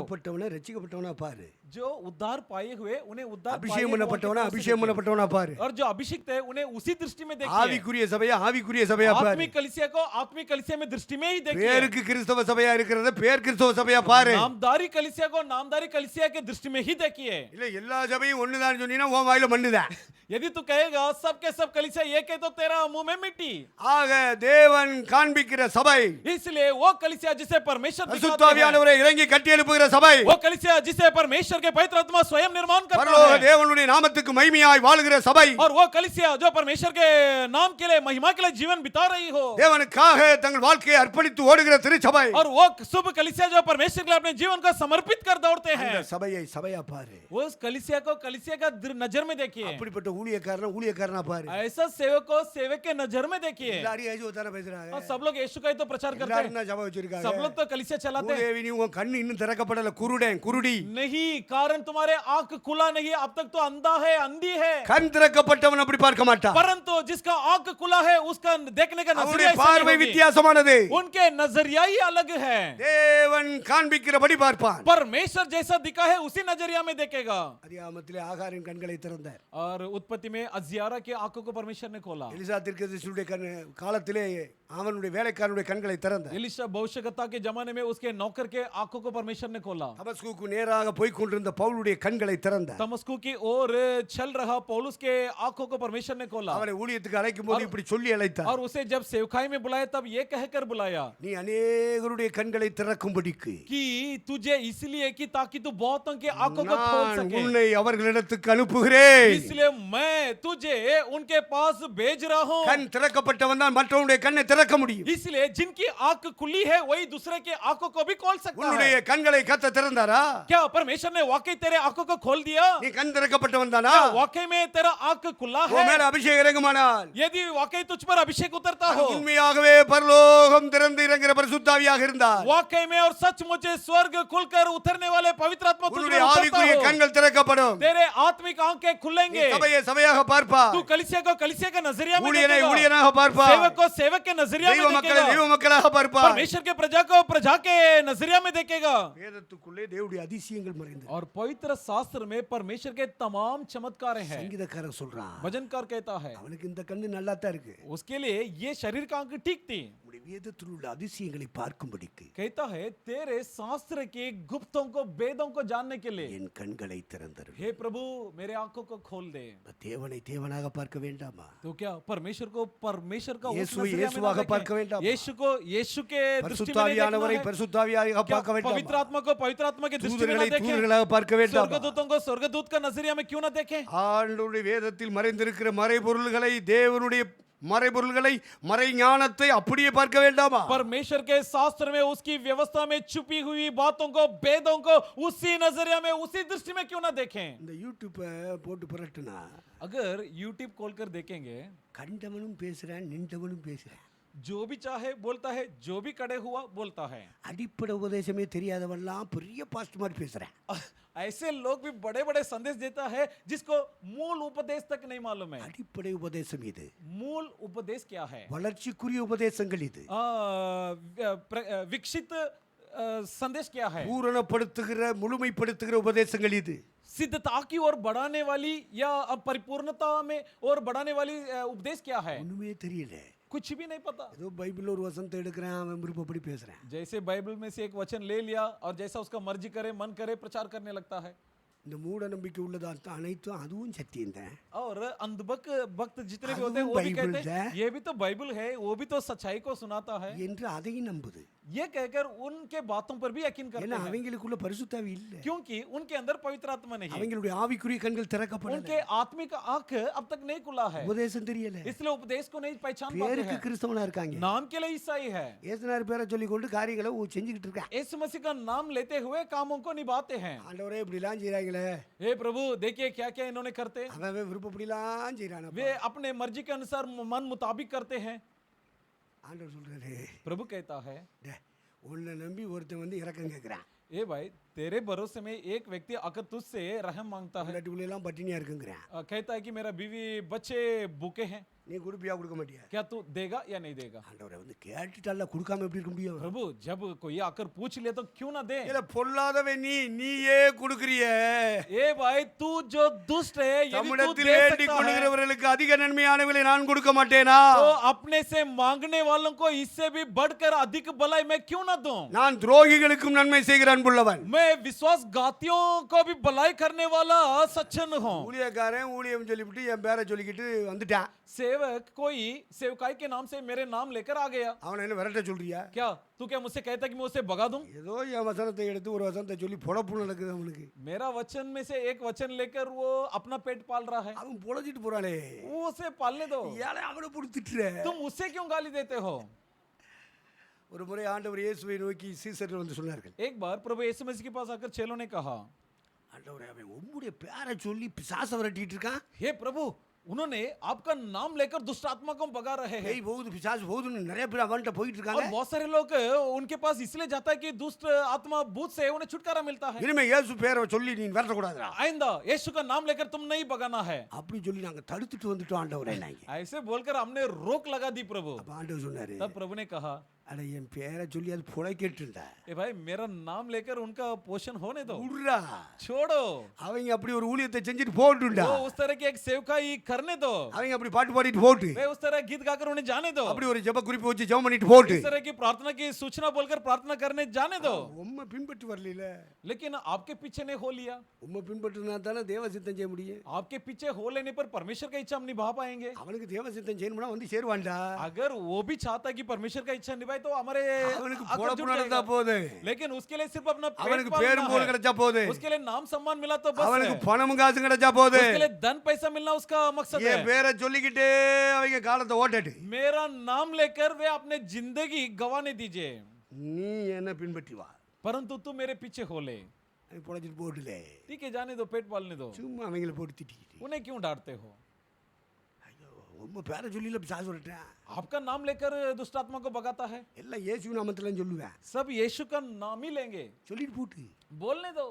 இயேசு நாமத்துல சொல்றவன்லாம் கத்தரால் அழைக்கப்பட்ட ஊழியக்காரன் இல்ல, लेकिन जो कोई यीशु का नाम लेते मानो ऐसा नहीं कि वे சாசு सब परमेश्वर का வரட்டவன்லாம் सेवक கத்துடைய है, ஊழியக்காரன் இல்ல, दुष्ट आत्मा को भगाने वाले सब परमेश्वर का सेवक नहीं कहलाए இயேசுனாரை जाएंगे। பின்பற்றி ஊழியம் செய்றவன் தான் கத்துடைய ஊழியக்காரன். परंतु जो व्यक्ति यीशु मसीह का अनुकरण करता है वही परमेश्वर का தேவ सेवक है। சித்தத்துக்காக வாழ்ந்து கொண்டிருக்கிறவன் தான் தேவனுடைய जो ஊழியக்காரன். व्यक्ति परमेश्वर का इच्छा निभाने के लिए जी रहा है वही பிரசங்கம் वाकई में பண்றவன்லாம் தேவனுடைய परमेश्वर का- ஊழியக்காரன் இல்ல. परंतु हर कोई जो संदेश सुनाते वे सब परमेश्वर का सेवक नहीं बन உங்கள் सकता। கண்களை பரிசுத்த ஆவியானவர் இறங்கி திறப்பாராக. परमेश्वर के आत्मा उतरकर आपके मन की आंखों को खोल दे, பரலோகத்தின் தேவன் உன்னுடைய கண்களை திறக்கட்டும். स्वर्गीय परमेश्वर तुम्हारे आंखों को खोल दे। நம்ம வேதத்தில் உள்ளதை உள்ளபடி பேசவே. तो इसलिए शास्त्र में जो है उसे वैसा ही सुनाना தேவன் है। எந்த நோக்கத்தை மனதில் வைத்து இந்த வேதத்தை எழுதி தந்தாரோ, परमेश्वर जिस मकसद के साथ इस शास्त्र को हमें लिखित कर இந்த दी, உபதேசங்களை எழுதி தந்தாரோ, इन उपदेश को हमें लिख இந்த कर பிரமாணங்களை दिया, எழுதி தந்தாரோ, इन व्यवस्थाओं को हमें लिख कर அந்த दी, நோக்கத்தை புரிந்து கொண்டு பேச வேண்டும், பிரசங்கிக்க उन வேண்டும். मकसद उन योजनाओं को समझ करके प्रचार करना है।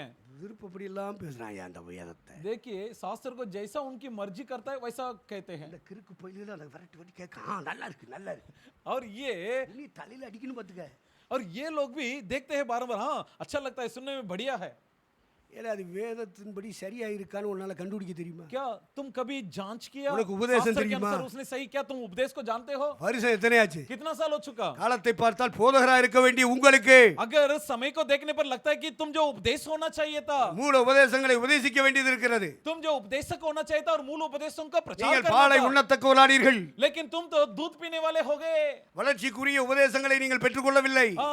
प्रगति के अनुसार तुमने उपदेश को हासिल नहीं அதனால किया, யூடியூப்ல அங்க இங்க போடுற பிரசங்கம் எல்லாம் உனக்கு நல்லா தெரியுது. इसलिए यूट्यूब में यहाँ वहाँ जो भी डाला जाता है वो संदेश आपको अच्छा महसूस होता है, உனக்கு அதை பத்தி கவலையும் இல்ல. लेकिन उसके बारे में तुम्हें कोई फिक्र ஏன்னா நீ भी செத்த नहीं, பரலோக வரதா இருந்தா தானே கவலை. क्योंकि तुम मरने पर यदि स्वर्ग आने के நீ योग्य சும்மா होगे வந்து तब चिंता ஞாயிற்றுக்கிழமை ஒரு होगा। பாட்டை பாடிட்டு போற ஆளு, लेकिन तुम एक गीत गा ஒரு के ताली प्रसंगத்தை बजा கேட்டு कर போற एक ஆளு, संदेश सुनकर जाने वाले लोगों ஒரு में से காணிக்கப்பட்டு है, போற ஆளு, एक दान देकर जाने वालों में से है। உனக்கு பரலோகத்தை பத்தி கவலை இல்லை. तुझे स्वर्ग के बारे में कोई फिक्र नहीं, சத்தியங்களை பற்றி உபதேசங்களை பற்றி கவலை இல்லை. सच्चाई उपदेश के बारे में तुझे कोई परवाह தேவனுடைய சபையை नहीं, பற்றி கவலை இல்லை. परमेश्वर के कलीसिया के बारे में कोई परवाह नहीं, ஆவியானவருடைய நடத்திப்பை பற்றி கவலை இல்லை. आत्मा परमेश्वर का अगुवाई के बारे में कोई परवाह नहीं। செத்த சாவு வர்ற நேரம் செத்துக்குருவா.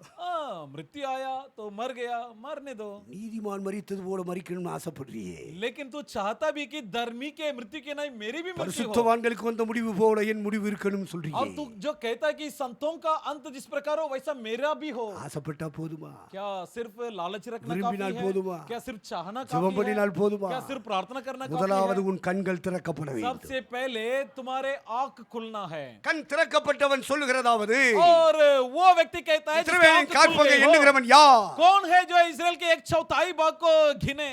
அவன் ஜாதிகளோட கலவாதவன். वो है जो जातियों के साथ नहीं मिलता। யார் நீதிமான்? कौन धर्मी है? மீட்கப்பட்ட ஜனங்கள் நீதிமான். जो छुड़ाए गए प्रजा धर्मी है। பஸ்கா ஆட்டுக்குட்டியின் ரத்தத்தின் மூலமா தேவகோபத்திலிருந்து தப்புவிக்கப்பட்டவர்கள் நீதிமான். धर्मी वो है जो फसल मेमने के लहू से परमेश्वर के क्रोध से बचा लिए गए। யார் நீதிமான்? कौन धर्मी है? ஆசரிப்பு கூடாரத்தின் மத்தியிலே வருகிற தேவனை ஆராதிக்கிறவன் நீதிமான். मिलाप वाले तंबू के बीच में जो परमेश्वर उपस्थित है उसकी आराधना करने वाले, उपासना करने वाले धर्मी है। மோசே, ஆரோன், மிரியாம் போன்ற தலைவர்களின் கீழடங்கி செயல்படுகிறவன் நீதிமான். धर्मी वो है जो मूसा, हारून, मिरियम के नेतृत्व में चलते हैं। பரிசுத்தாவியானவரால் ஏவப்படுகிறவன் நீதிமான். धर्मी वो है जो पवित्र आत्मा से प्रेरित किया நடத்தப்படுகிறவன் जाता है। நீதிமான். जो अगुवाई किया जाता है वो धर्मी है। கர்த்தர் அப்படி நடத்தி கொண்டு போகிறார். परमेश्वर इस प्रकार उनकी अगुवाई करते हैं। ஆகவே கண் திறக்கப்பட்ட போது इसलिए जब उसकी आंख खुला, மலை மேல நிக்கிற பிள்ளையாம் जो बिलाम जो पहाड़ी चोटी पर அந்த था, ஜனங்களை பார்த்து சொல்லுகிறார், उसने प्रजा से कहा நீதிமான்கள் அவர்கள், ये सब धर्मी है, அவர்களுக்கு ஒரு முடிவு இருக்கிறது. इनके लिए एक अंत है, அந்த முடிவு தேவனால் வரக்கூடியதா और இருக்கிறது. वो जो अंत परमेश्वर के ओर से அவர்கள் होने जा மரிப்பது रहा है। போல என்னுடைய மரணம் இருக்க வேண்டும். उनके मृत्यु के समान मेरा भी அவர்களுக்கு मृत्यु हो। வாழ்க்கையின் முடிவு இருப்பது போல என்னுடைய முடிவும் இருக்க जिस வேண்டும். प्रकार उनका जीवन का अंत होगा वैसा ही मेरा जीवन का अंत இந்த हो। விருப்பம் அவனுக்குள்ள எப்படி வந்தது? ये चाहत उसमें कैसे இந்த ஜெபம் आया? எப்படி வந்தது? ये प्रार्थना उसमें கண் कैसे आया? திறக்கப்பட்டதினாலே வந்தது. आंख उसकी खुलने के कारण आया। அந்த நீதிமான்களை பார்க்கிறார். उसने धर्मियों को देखा அந்த ஜனங்கள் ஜாதிகளோடு கலவாதவர்கள். कि वो जो लोग थे जातियों के साथ नहीं मिलते थे। 23:9 அப்படி சொல்லுகிறது. 23:9 इस प्रकार कहता है, இருந்து நான் அவனை கண்டேன், குன்றுகளிலிருந்து அவனை பார்த்தேன். அந்த ஜனங்கள் ஜாதிகளோட களவாமல் தனியே வாசமாயிருப்பார்கள். அப்ப இந்த சபை ஜாதிகளோடு கலவாத சபையா இருக்கணும். तो ये जो कलीसिया जातियों के साथ नहीं बसना है, அதுக்கு பேர் தான் பரிசுத்தம். और उसी का नाम है पवित्रता। உன் மனசுல உன் ஜாதிக்காரனை பார்த்தோன்னு ஒட்டுதுன்னு சொன்னா நீ பரலோகத்துக்கு வர மாட்ட. अगर तुम्हारे जाति वाले को देखने पर तुम्हारे मन में एक प्यार आता है, उमड़ता है, तो तू नहीं है। நான் உயர்ந்த ஜாதி அவன் தாழ்ந்த ஜாதிங்கிற எண்ணம் உனக்குள்ள வந்தாலே நீ பரலோகத்துக்கு வர மாட்ட. यदि तेरे अंदर ऐसा विचार आ गया कि मैं ऊंचा जाति को नीचा जाति को, तो तू उस झुंड में नहीं அந்த है। ஜாதியை குறித்த அறிவு, அந்த உணர்வு அசுத்தம், ஆபாசம். और जाति के प्रति जो होश है वो सब अशुद्ध है। அது தேவனுடைய பார்வையில அருவருப்பு. ये परमेश्वर का दृष्टि में घृणा है। ஒரு பிள்ளை டாய்லெட் போனா எப்படி நாருமோ, और जिस प्रकार एक बच्चा शौच जाने पर बदबू होता है, இந்த ஜாதிய உணர்வு உள்ளவன் ஒவ்வொருவனும் அசுத்தன். जिनमें जातीय सोच है, विचार है, उनमें से हर कोई वो घृणित है। நான் ஜாதிக்காரனை பார்க்கும்போது அவன் மனசு ஒட்டுது. अपने जाति वाले को देखने पर उनका मन उनके साथ मिल जाता है। அடுத்த ஜாதிக்காரனை பார்க்கும்போது அவன் தாழ்ந்த ஜாதின்னு சொல்லுது. दूसरे जाति वाले को देखने पर कहता है कि ये नीच जाति वाला நீ है। எப்படி பரிசுத்தமான பரலோகத்துக்குள்ள வருவ? तू कैसा पवित्र बनकर स्वर्ग में आ सकता है? நீ செத்தா நரகம் தானே. तू मरने पर भी तो नरक ही जाएगा। பிள்ளையாமுக்குள்ள பொருளாசை இருந்துச்சு, बिलाम में लोभ था, உனக்குள்ள ஜாதிய உணர்வு இருக்கு. तेरे अंदर जातीय होश है, ரத்தத்தோட சேர்ந்து போயிருக்கு. और खून के साथ मिला चुका है। அந்த ரத்தம் வெளியேறணும். ये खून बाहर निकलना है, செத்தின பரலோகம் வர மாட்டேன். नहीं तो मरने पर स्वर्ग नहीं जा सकता। இதுதான் சத்தியம். ये है நீ सच्चाई। எந்த சபைக்கு வேணாலும் போ, चाहे तुम कोई भी कलीसिया में जाए, உனக்குள்ள இருக்கிற ஜாதிய வெறி உணர்வு வெளியே போகணும். आपके अंदर जो जातीय कट्टरता है, होश है, वो तुमसे बाहर जाना अनिवार्य है। மீட்கப்பட்டவர்கள் எல்லாரும் ஒரே ஜாதி. छुड़ाए हुए सब एक ही जाति இந்த है। சபைக்கு ஒரு ஜாதி பட்டம் தரப்படுகிறது. इस कलीसिया के लिए एक जाति का 1 नाम பேதுரு दिया गया 2:9 है। அப்படி சொல்லுகிறது. पहला पत्रुस का 2:9 में लिखा है, இது பரிசுத்தமான ஜாதி. ये पवित्र जाति है। எல்லா ஜாதிக்காரனும் ஒரே ஜாதியாக और மாற்றப்படுகிறார். सभी जाति वाले एक ही जाति में हम तब्दील कर रहे இவர்களுக்குள்ளே हैं। ஜாதி வெறி இல்லை, इनके आपस में जाति की जाति कटुता उणर्व नहीं। இல்லை। इनके अंदर जातीय होश ஜாதிய नहीं। உணர்வின் பேச்சு இல்லை, इनके अंदर जातीय बातें ஜாதிய नहीं உணர்வின் சிந்தனைகள் இல்லை. और जातीय विचार बयान नहीं அந்த होता। உணர்வுகளிலிருந்து மீட்கப்பட்டு விட்டார்கள், इन कट्टरता से छुड़ाए गए, பரிசுத்தமாக்கப்பட்டு விட்டார்கள். पवित्र हो चुके। இவர்கள் ஜாதிகளோடு கலவாதவர்கள், ये जातियों के साथ मेल मिलाप नहीं रखते। இவர்கள் பரிசுத்தமானவர்கள். ये संत लोग हैं, இவர்கள் ராஜரிகமான ஆசாரிய ये கூட்டம், राजकीय याजकों का இவர்கள் झुंड है। தேவனுக்கு சொந்தக்காரர்கள். ये परमेश्वर के रिश्तेदार है। இவர்கள் ஒரு ஜாதியை சார்ந்தவர்கள். ये एक அந்த जाति के ஜாதி हैं, பரிசுத்த ஜாதி. और वो जाति का नाम है पवित्र जाति। அல்லேலூயா. हालेलुया। பரிசுத்த ஆவியானவர் அங்கே பகிர்ந்து கொண்டிருக்கிறார். यहाँ पर पवित्र आत्मा मंडारता है। இப்படி பரிசுத்தமாக்கப்பட்ட இருதயம் நமக்குள்ள இருக்கணும். इस प्रकार पवित्र किया हुआ हृदय हमारा होना चाहिए। பரிசுத்தமாக்கப்பட்ட மனம் நமக்குள்ள इस இருக்கணும். प्रकार पवित्र किया हुआ मन हमें होना चाहिए। பரிசுத்தமாக்கப்பட்ட பிள்ளைகள் தான் நமக்கு சொந்தக்காரங்க. और जो लोग पवित्र हो चुके वे हमारे பரிசுத்தமாக்கப்பட்ட बच्चे। நீதிமான்கள் தான் நம்முடைய உறவுக்காரர்கள். और जो धर्मी पवित्र हो चुके वो हमारे रिश्तेदार है। இந்த சபை தான் தேவனுக்கு சொந்தக்கார ஜனம். और यही कलीसिया है जो परमेश्वर का है। இந்த ஜனம்தான் தேவனை சொந்தமாக கொண்ட ஜனம். और यही प्रजा वो है जो परमेश्वर को अपने उद्धार के तौर अजमाया है। கர்த்தர் பரிசுத்தப்படுத்துகிறார், परमेश्वर पवित्र करता है। பரிசுத்தவான்களாய் மாற்றுகிறார். परमेश्वर हमें संतों में तब्दील कराता है। நீதிமான்களாக அழைக்கப்பட்டோம், हम धर्मी की नाई बुलाए गए பரிசுத்தவான்களாக வளர்ந்து கொண்டிருக்கிறோம். और संतों के तौर पर हमारी बढ़ाई हो रही है। தேவன் நம்மை அப்படி பரிசுத்தப்படுத்திக் கொண்டிருக்கிறார். परमेश्वर इस प्रकार हमें पवित्र बना रहा है। அப்ப ரட்சிக்கப்படாத ஜனங்கள் புறஜாதி, तो जो लोग जिसकी उद्धार नहीं हुई वे सब अन्य जाति है, ரட்சிக்கப்பட்ட ஜனங்கள் பரிசுத்த और ஜாதி. जो जिनकी उद्धार हो चुकी वे सब पवित्र जाति இப்படி है। நம்முடைய வேதம் ரெண்டு ஜாதியை பற்றி பேசுது. हमारे पवित्र शास्त्र में दो जाति के बारे में कहा गया है। ரட்சிக்கப்பட்ட கூட்டம் எல்லாம் ஒரு ஜாதி, அது பரிசுத்த ஜாதி. जो लोग उद्धार पा चुके उद्धार पाए हुए झुंड में वो सब पवित्र जाति है। ரட்சிக்கப்படாத ஜனங்கள் எல்லாரும் எந்த மதத்தை சார்ந்தவனாக இருந்தாலும் எந்த ஜாதியை சார்ந்தவனாலும் அவன் புறஜாதி. और बाकी सारे लोग चाहे वो किसी भी जाति का हो किसी धर्म का हो वो सब पराई जाति है। கர்த்தர் பார்க்கிற மாதிரி நீ பார்க்கணுயா. परमेश्वर का दृष्टि में जैसा वो देखता கண்ணை वैसा आप भी கர்த்தர் देखें। திறந்தாரானா நீ அப்படிதான் பார்ப்ப. अगर आपके आंखों को परमेश्वर खोल நீ दिया तो குருடனா आपकी இருந்தா देखने का குருடியா दृष्टि இருந்தா होगा। அப்படி பார்க்க முடியாது. यदि तो अंधा या अंधी होगी तो उस नजरिया में तुम ஆனா देख नहीं सकते பரிசுத்தாவியான हो। பிழையா மேல் இறங்கிய பொழுது इसलिए जब पवित्र आत्मा बिलाम पर समाया அவருடைய கண்கள் திறக்கப்பட்டது. उसके आंख खुल गए। கண் திறக்கப்பட்டவன் பேசுகிறேன் என்று பேசினான். तब उसने कहा कि जिसकी आंखें खुल गई அந்த उसका ஜனங்களை बयान दे நீதிமானாக रहा है। பார்த்தான். पर उसने प्रजा को धर्मी के नहीं देखा, ஜாதிகளோடு கலவாதவனாக பார்த்தான். उसने उन प्रजा को जातियों से अलग किए हुए के नजर में देखा। நாம 23 22 गिनती का 23 का 22। யாக்கோப்புக்கு விரோதமான மந்திரவாதம் இல்லை, இஸ்ரவேலுக்கு விரோதமான குறி சொல்லுதலும் இல்லை. தேவன் என்னென்ன செய்தார் என்று கொஞ்ச காலத்திலே யாக்கோபை 22வது வசனத்தை வாசி. 23 22 தேவன் அவர்களை எகிப்திலிருந்து புறப்பட பண்ணினார். காண்டாமிருகத்துக்கு ஒத்த பலன் அவர்களுக்கு உண்டு. காண்டாமிருகத்துக்கு ஒத்த பலனை பெற்றவர்கள், सांड के समान जिन्होंने बल हासिल किए, அது கண் திறக்கப்பட்டவர்களுக்கு தான் அந்த பார்வை கிடைக்கும். और ये नजर सिर्फ उन्हीं को मिलेगा जिनकी आंख खुला हो। அப்ப மீட்கப்பட்ட ஜனங்கள் जो छुड़ाए गए प्रजा பலசாலிகளாய் இருக்கிறார்கள். वे सुरवीर है। வியாதிகள் நோய்கள் வரும் பொழுது பலவான்களாய் விளங்கப்படுகிறார்கள். रोग बीमार के दौरान उन्हें परमेश्वर बलवंत साबित करता है। அவங்களுக்கு கவலை பாரம் வரும்போது பலசாலிகளாய் மாறுகிறார்கள். उन्हें जब शोक दुख घम आए तब परमेश्वर उन्हें बलवंत महसूस करवाता அவர்கள் है। பிள்ளைகளை பெற்றெடுக்கும் பொழுது பலசாலிகளாய் மாறுகிறார்கள். वे जब बच्चे को जन्म देते तब परमेश्वर उन्हें बलवंत साबित அது करता என்ன है। பலன்? காண்டாமிருகத்துக்கு ஒத்த பலன். ये कौन सा बल है? वो बल जो सांड की नहीं बल। அப்ப பரலோகத்தின் பலன் தேவனுடைய திருச்சபைக்குள்ளே இறங்கி வருகிறது. तो स्वर्गीय ताकत कलीसिया में समाया जाता है। கன்னி பெண்ணாக மரியாள் இருந்த பொழுது பரிசுத்த ஆவியானவர் வந்து அவள் மேல் இறங்கினார். जब मरियम कुंवारी थी तब पवित्र आत्मा उस पर समाया, உள்ளத்தில் இருந்து இறங்கி வந்த ஒரு பலன், தெய்வ பலன். और ऐसी एक ताकत दो स्वर्ग से उतर आया। அந்த பலத்தினாலே அவள் பலப்படுத்தப்பட்டு उस ताकत से वो मजबूत की பரிசுத்த गई, ஆவியினாலே நிரப்பப்பட்டு पवित्र आत्मा से भरा दी गई, ஒரு உடலை அவள் உருவாக்கி கொடுத்தார். और उसने एक तन को सिरजा कर दी 10 மாதங்கள் சுமந்து அந்த உடலை வெளியே கொண்டு और வந்தார். 10 महीने तक संभाल कर रखी। उसके बाद उस இது से எப்படி बाहर ஆகும்? आया। இது எப்படி ஆகும்? ये कैसा संभव है? இது மனுஷரால் கூடாது, தேவனாலே கூடும். ये तो मनुष्य से संभव नहीं परंतु பரிசுத்த परमेश्वर से ஆவியானவர் संभव உன்மேல் है। இறங்குவார், पवित्र आत्मा तुझ पर समाएगा உன்மேல் நிழலிடுவார். और तुझ पर छाया लगाएगा। அப்பொழுது तब உன் கர்ப்பப்பையிலே ஒரு உடல் சிருஷ்டிக்கப்படும். तेरे कोख में एक तन सिरजाई जाएगी। அந்த உடலிலே கிறிஸ்துவின் ஆவி வந்து இறங்கும். उस तन में मसीह के आत्मा குமாரனுடைய समाएगा, ஆவி வந்து இறங்கும். पुत्र का आत्मा समाएगा। அவர் வெளிப்படும் பொழுது वो जब प्रकट हो பரிசுத்தர் என்று அழைக்கப்படுவார். तब पवित्र कहलाएगा। உன்னதமானவருடைய தேவனுடைய குமாரன் என்று அழைக்கப்படும். और स्वर्गीय परमेश्वर का पुत्र இது कहलाएगा। எதனாலே கிடைத்தது? ये कैसे संभव हुआ? பரிசுத்தாவின் பலத்தினாலே கிடைத்தது. पवित्र आत्मा के बल से हुआ। அதான் காண்டாமிருகத்துக்கு ஒத்த பலன். ये है सांड के समान बल। ஐயா அப்படியெல்லாம் ஒரு கன்னி பெண் ஒரு பிள்ளையை பெற்றெடுத்தா ஊர் என்னையா சொல்லுவேன்? अय्या मान लीजिए एक कुंवारी इस तरह एक बच्चे को ये जन्म उलगा देते ही नहीं तो गाँव सुन क्या ले। बोलेंगे, दुनिया क्या बोलेगी, பக்கத்து வீட்டுக்காரங்க எதிர்த்து வீட்டுக்காரங்க என்ன பேசுவாங்க? पड़ोसी और सामने वाले अगल बगल वाले क्या कहेंगे? வாட்டினா சொல்லுவாங்க. थोड़ी उन्हें संत कहेंगे। எங்க போனாலோ எம்னானாலும் कहाँ गई, क्या की, कौन जाने। பிள்ளையை சுமந்துட்டு வந்திருக்கா. देखिए कहाँ गई क्या की पता नहीं, एक बच्चा को अब जन्म दे दी।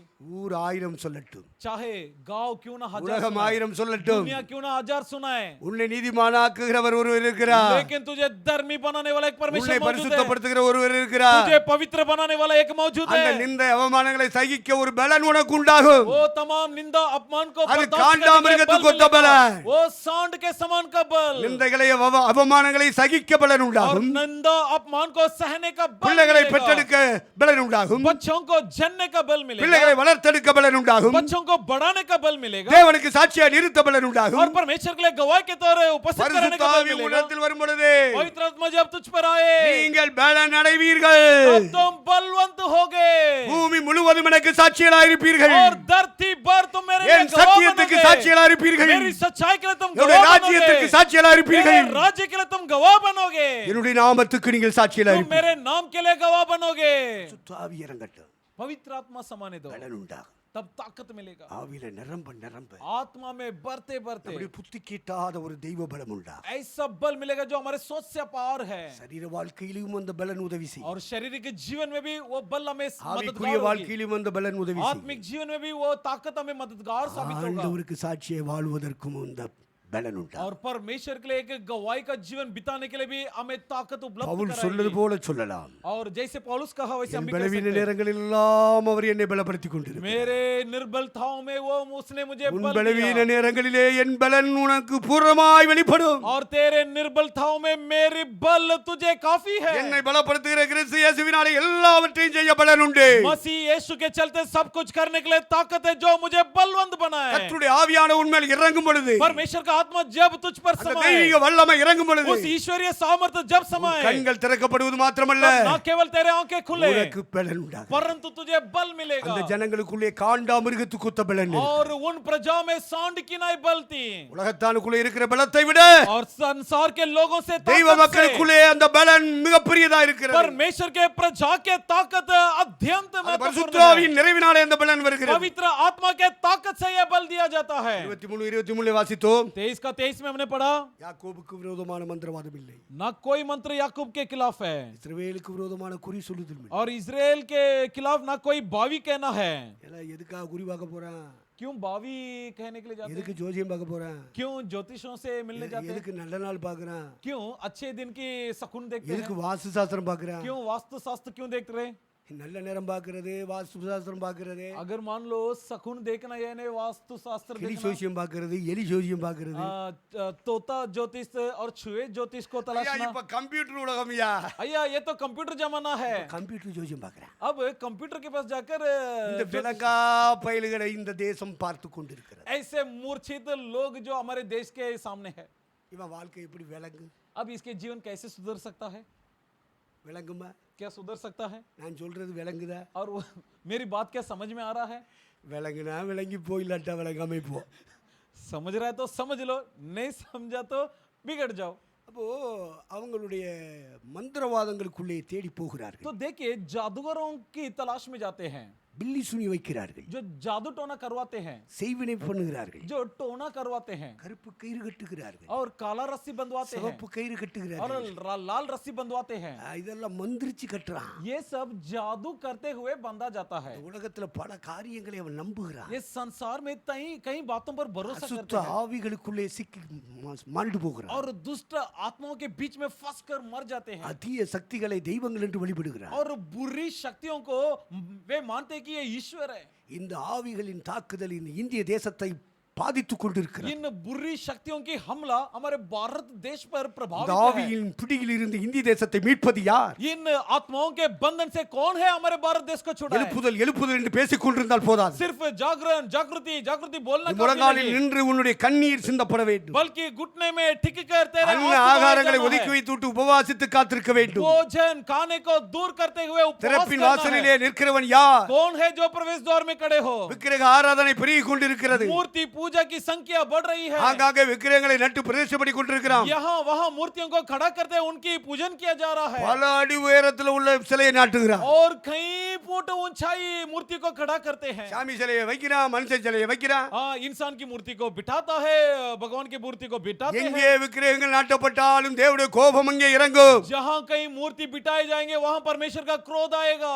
ஒன்றான மெய் தேவனை விட்டுவிட்டு एकाएक परमेश्वर को छोड़कर உருவ வழிபாடு பெருகிக் கொண்டே இருக்குமானால், यदि मूर्ति पूजा की சிலை संख्या வழிபாடு बढ़ती பெருகிக் கொண்டே जाए, இருக்குமானால், यदि मूर्ति पूजा बढ़ती जाए தேவனுடைய கோபம் தேசத்தை மூடும். तो परमेश्वर का क्रोध தேவனுடைய நியாய தீர்ப்பு இறங்கும். परमेश्वर का अदालत இந்த आएगी। நியாய தீர்ப்புக்கு இந்திய தேசத்தை தப்புவிப்பது யார்? उसके दंड से भारत देश को அது कौन மீட்கப்பட்ட बचाएगा? ஜனம் தான் தப்புவிக்க முடியும். और जो छुड़ाए गए प्रजा ही बचा सकता है। நீதிமான்களின் கூட்டம் தான் தப்புவிக்க முடியும். धर्मियों के झुंडहीन में से बचा தேவன் सकता है। பரிசுத்தப்படுத்தின பரிசுத்த சபை தான் தப்புவிக்க और முடியும். परमेश्वर के कलीसिया ही इनमें से बचा உன்னுடைய सकता है। கண்ணீருக்கு விலை உண்டு. तुम्हारे आंसू के உன்னுடைய लिए कीमत உபவாசத்துக்கு है। விலை உண்டு. तुम्हारे उपवास का कीमत है। உன்னுடைய ஆராதனைக்கு விலை உண்டு. तुम्हारे आराधना के लिए मूल्य है। உன்னுடைய ஆவியின் நிறைவுக்கு விலை உண்டு. तुम्हारे आत्मा में भरने में कीमत है। நீ திறப்பின் வாசலில் நின்றால், लेकिन यदि तो प्रवेश நீ द्वार में இந்த खड़े தேசத்துக்காக होगा, ஒரு சொட்டு கண்ணீர் வடித்தால், तो देश के लिए एक இந்த बूंद आंसू தேசத்துக்காக நீ बहाए, ஒரு நாள் உபவாசம் எடுத்தால், यदि देश के लिए एक दिन का तू उपवास लेगा, இந்த மந்திரவாதத்தின் ஆவிகள் விலகும். तो ये जादू टोना के बंधन दूर होंगे। இந்த குறி சொல்லுகிற ஆவிகள் ये விலகும். बावी कहने की आत्मा दूर होंगे। நீயும் நானும் விலகி இருக்க வேண்டும். और आप और मैं इनमें से हट के रहना है। துன்மார்க்கனுடைய ஆலோசனைப்படி நடவாமலும், दुष्टों के युक्ति पर न चलना, பாவிகளுடைய வழியில் நில்லாமலும், पापियों पे रागों पर न பரியாசக்கார चले, உட்காரும் இடத்தில் உட்காராமலும், और ठट्ठा उड़ाने वालों की संगति में न बैठे, கர்த்தருடைய சமூகத்திலே காத்திருப்போம். परंतु परमेश्वर की उपस्थिति में इंतजार திறப்பின் करें। வாசலில் நிற்போம். प्रवेश द्वार में खड़े रहें। கண்ணீரோடு விதைக்கிறவன் கம்பீரமாய் जो அறுவடை आंसू செய்வான். के साथ बोएगा वो खुशी के साथ काटेगा। இந்த இந்திய தேசத்தில் வாழ்கிற ஒவ்வொரு மனிதனும் भारत देश में जीने वाले हर एक इंसान, பரலோகத்திலே இந்தியர்கள் தான் மெஜாரிட்டியா நிக்கணையா. स्वर्ग में हमारे भारतीयों की संख्या अधिक होना चाहिए। மத்த தேசத்துல இருக்கிறவன் வர்றானோ வரலையோ, बाकी राष्ट्र के लोग आए या ना आए, நான் பிறந்த இந்த இந்தியா परंतु मेरी भारत जहाँ पर मेरी जन्म हुई, பரலோகத்தை நிரப்பும் பொழுது जब स्वर्ग को भरा दे மெஜாரிட்டி மக்கள் இந்தியர்களாக இருக்க तब வேண்டும். अधिक संख्या भारतीय होना है। ஒரே நாடு ஒரே தேசம் சொல்லிட்டு செத்து நரகத்து போறான். हाँ, एक राष्ट्र एक देश बोलकर मरने के बाद नरक में जाते हैं। நாங்க அப்படி இல்ல. हम वैसा नहीं, எங்களுக்கு ஒரு தேசம் இருக்கு. हमारे लिए एक देश ஒரே है, தேசம் பரலோகம். एक ही राष्ट्र है அந்த स्वर्ग। பரலோகத்தை வந்து நிரப்ப போகிறவர்கள் பரிசுத்தவான்கள், उस स्वर्ग में संत लोग आकर நீதிமான்கள், धर्मी लोग आकर இயேசுவின் बसेंगे। இரத்தத்தினாலே கழுவி சுத்தமாக்கப்பட்டவர்கள். यीशु के लहू से धोकर शुद्ध किए हुए वहां आकर அவர்களுக்கு बसेंगे। விரோதமான குறி சொல்லுதல் இல்லை. उनके खिलाफ कोई जादू அவர்களுக்கு नहीं, விரோதமான மந்திரவாதம் இல்லை. उनके खिलाफ कोई टोना नहीं। இன்னும் ஆண்டவர் என்னெல்லாம் இந்த சபைக்கு செய்ய போகிறார், और भी क्या क्या परमेश्वर इस कलीसिया को करने நம்முடைய जा रहा है, குடும்பத்துக்கு செய்ய போகிறார், हमारे परिवार को और क्या क्या करने जा रहा என்னென்ன है, மேன்மையான காரியங்களை செய்ய போகிறார். और भी क्या क्या श्रेष्ठ कामों को करने जा இப்பொழுது रहा है। வெளிப்படல, अब प्रकट नहीं हुआ, இனி சொல்லப்படும், अब कहाया जाएगा, சொல்ல வைப்பார். कहलाएगा। கர்த்தர் உயர்த்துவார், परमेश्वर ऊंचा கர்த்தர் करेगा, மேன்மைப்படுத்துவார். परमेश्वर श्रेष्ठ நம்மை बनाएगा। நம்முடைய குடும்பத்தையும் கர்த்தர் கனப்படுத்துவார். हमें और हमारे परिवार का परमेश्वर आदर யாரும் करेगा, வெட்கப்பட்டு போவதில்லை. कोई भी शर्मिंदा नहीं होंगे, எல்லார் மேலையும் கர்த்தர் கிருபையா இருக்கிறார். और सभी पर परमेश्वर की करुणा है, ஒருவரையும் வெறுமையாய் விடுவதில்லை. किसी को भी खाली नहीं छोड़ेगा। எல்லாருக்கும் நம்முடைய கிருபையின் கரத்தை நீட்ட போகிறார். सभी पर परमेश्वर अपने நம்முடைய अनुग्रहकारी வல்லமையின் हाथ கரத்தை நீட்ட बढ़ाने போகிறார். जा- सामर्थ्य हाथ बढ़ाने जा குறி रहा சொல்லுகிற है। ஆவிகள் நெருங்காது. भावी के आत्मा मंत्रवाद बगल नहीं आविகள் आ सकते, நெருங்காது. जादू के आत्मा बगल பாதாளத்தின் नहीं आ सकते, ஆவிகள் உன்னை மேற்கொள்ளாது. पातोले के आत्मा तुम पर கர்த்தர் प्रबल உன்னை हो नहीं கட்டி सकते। எழுப்பிக் கொண்டிருக்கிறார். परमेश्वर तुझे பரிசுத்த निर्माण कर ஆவியானவர் रहा है। உன்னை கட்டி எழுப்பிக் पवित्र आत्मा கொண்டிருக்கிறார். तुझे निर्माण कर रहा है। பரலோகத்தின் கரம் உன்னோடு இருக்கிறது. स्वर्गीय हाथ तुम्हारे संग में है। எந்த தீய சக்தி உன்னை நெருங்காது. कोई भी बुरी शक्ति तुम्हें உன் छू नहीं பிள்ளைகளை सकता, நெருங்காது. तुम्हारे बच्चों को உன் छू नहीं குடும்பத்தை सकता, நெருங்காது. तुम्हारे परिवार को छू नहीं கர்த்தர் सकता। ஒருவரே உன்னை ஆளுகை செய்வார். परमेश्वर ही आप पर கர்த்தர் राज ஒருவரே करेगा। உன் குடும்பத்தை நடத்துவார். परमेश्वर ही आपके परिवार கர்த்தர் की ஒருவரே अगुवाई करेगा। உன் வருமானத்தை வாய்க்க मात्र பண்ணுவார். परमेश्वर आपके கர்த்தர் कमाई में ஒருவரே बढ़ोतरी உன் சரீரத்தில் देगा। இருக்கிற வியாதி நோய்களை मात्र மாற்றுவார். परमेश्वर तुम्हारे உன்னை शरीर के அழைத்தவர் रोग को दूर உண்மையுள்ளவர். करेगा। तुझे बुलाने वाला विश्वासी அவர் होके உன்னை है। கைவிடுவது இல்லை. वो तुझे न छोड़ेगा। இந்த இந்திய தேசத்தின் ரட்சிப்புக்காக भारत देश के கர்த்தர் उद्धार உன்னை के लिए உருவாக்கி வளர்த்து परमेश्वर ने கொண்டிருக்கிறார். तुझे बना लिया है। எல்லாரும் எழுந்திருப்போம். आइए हम सब खड़े हो जाएं।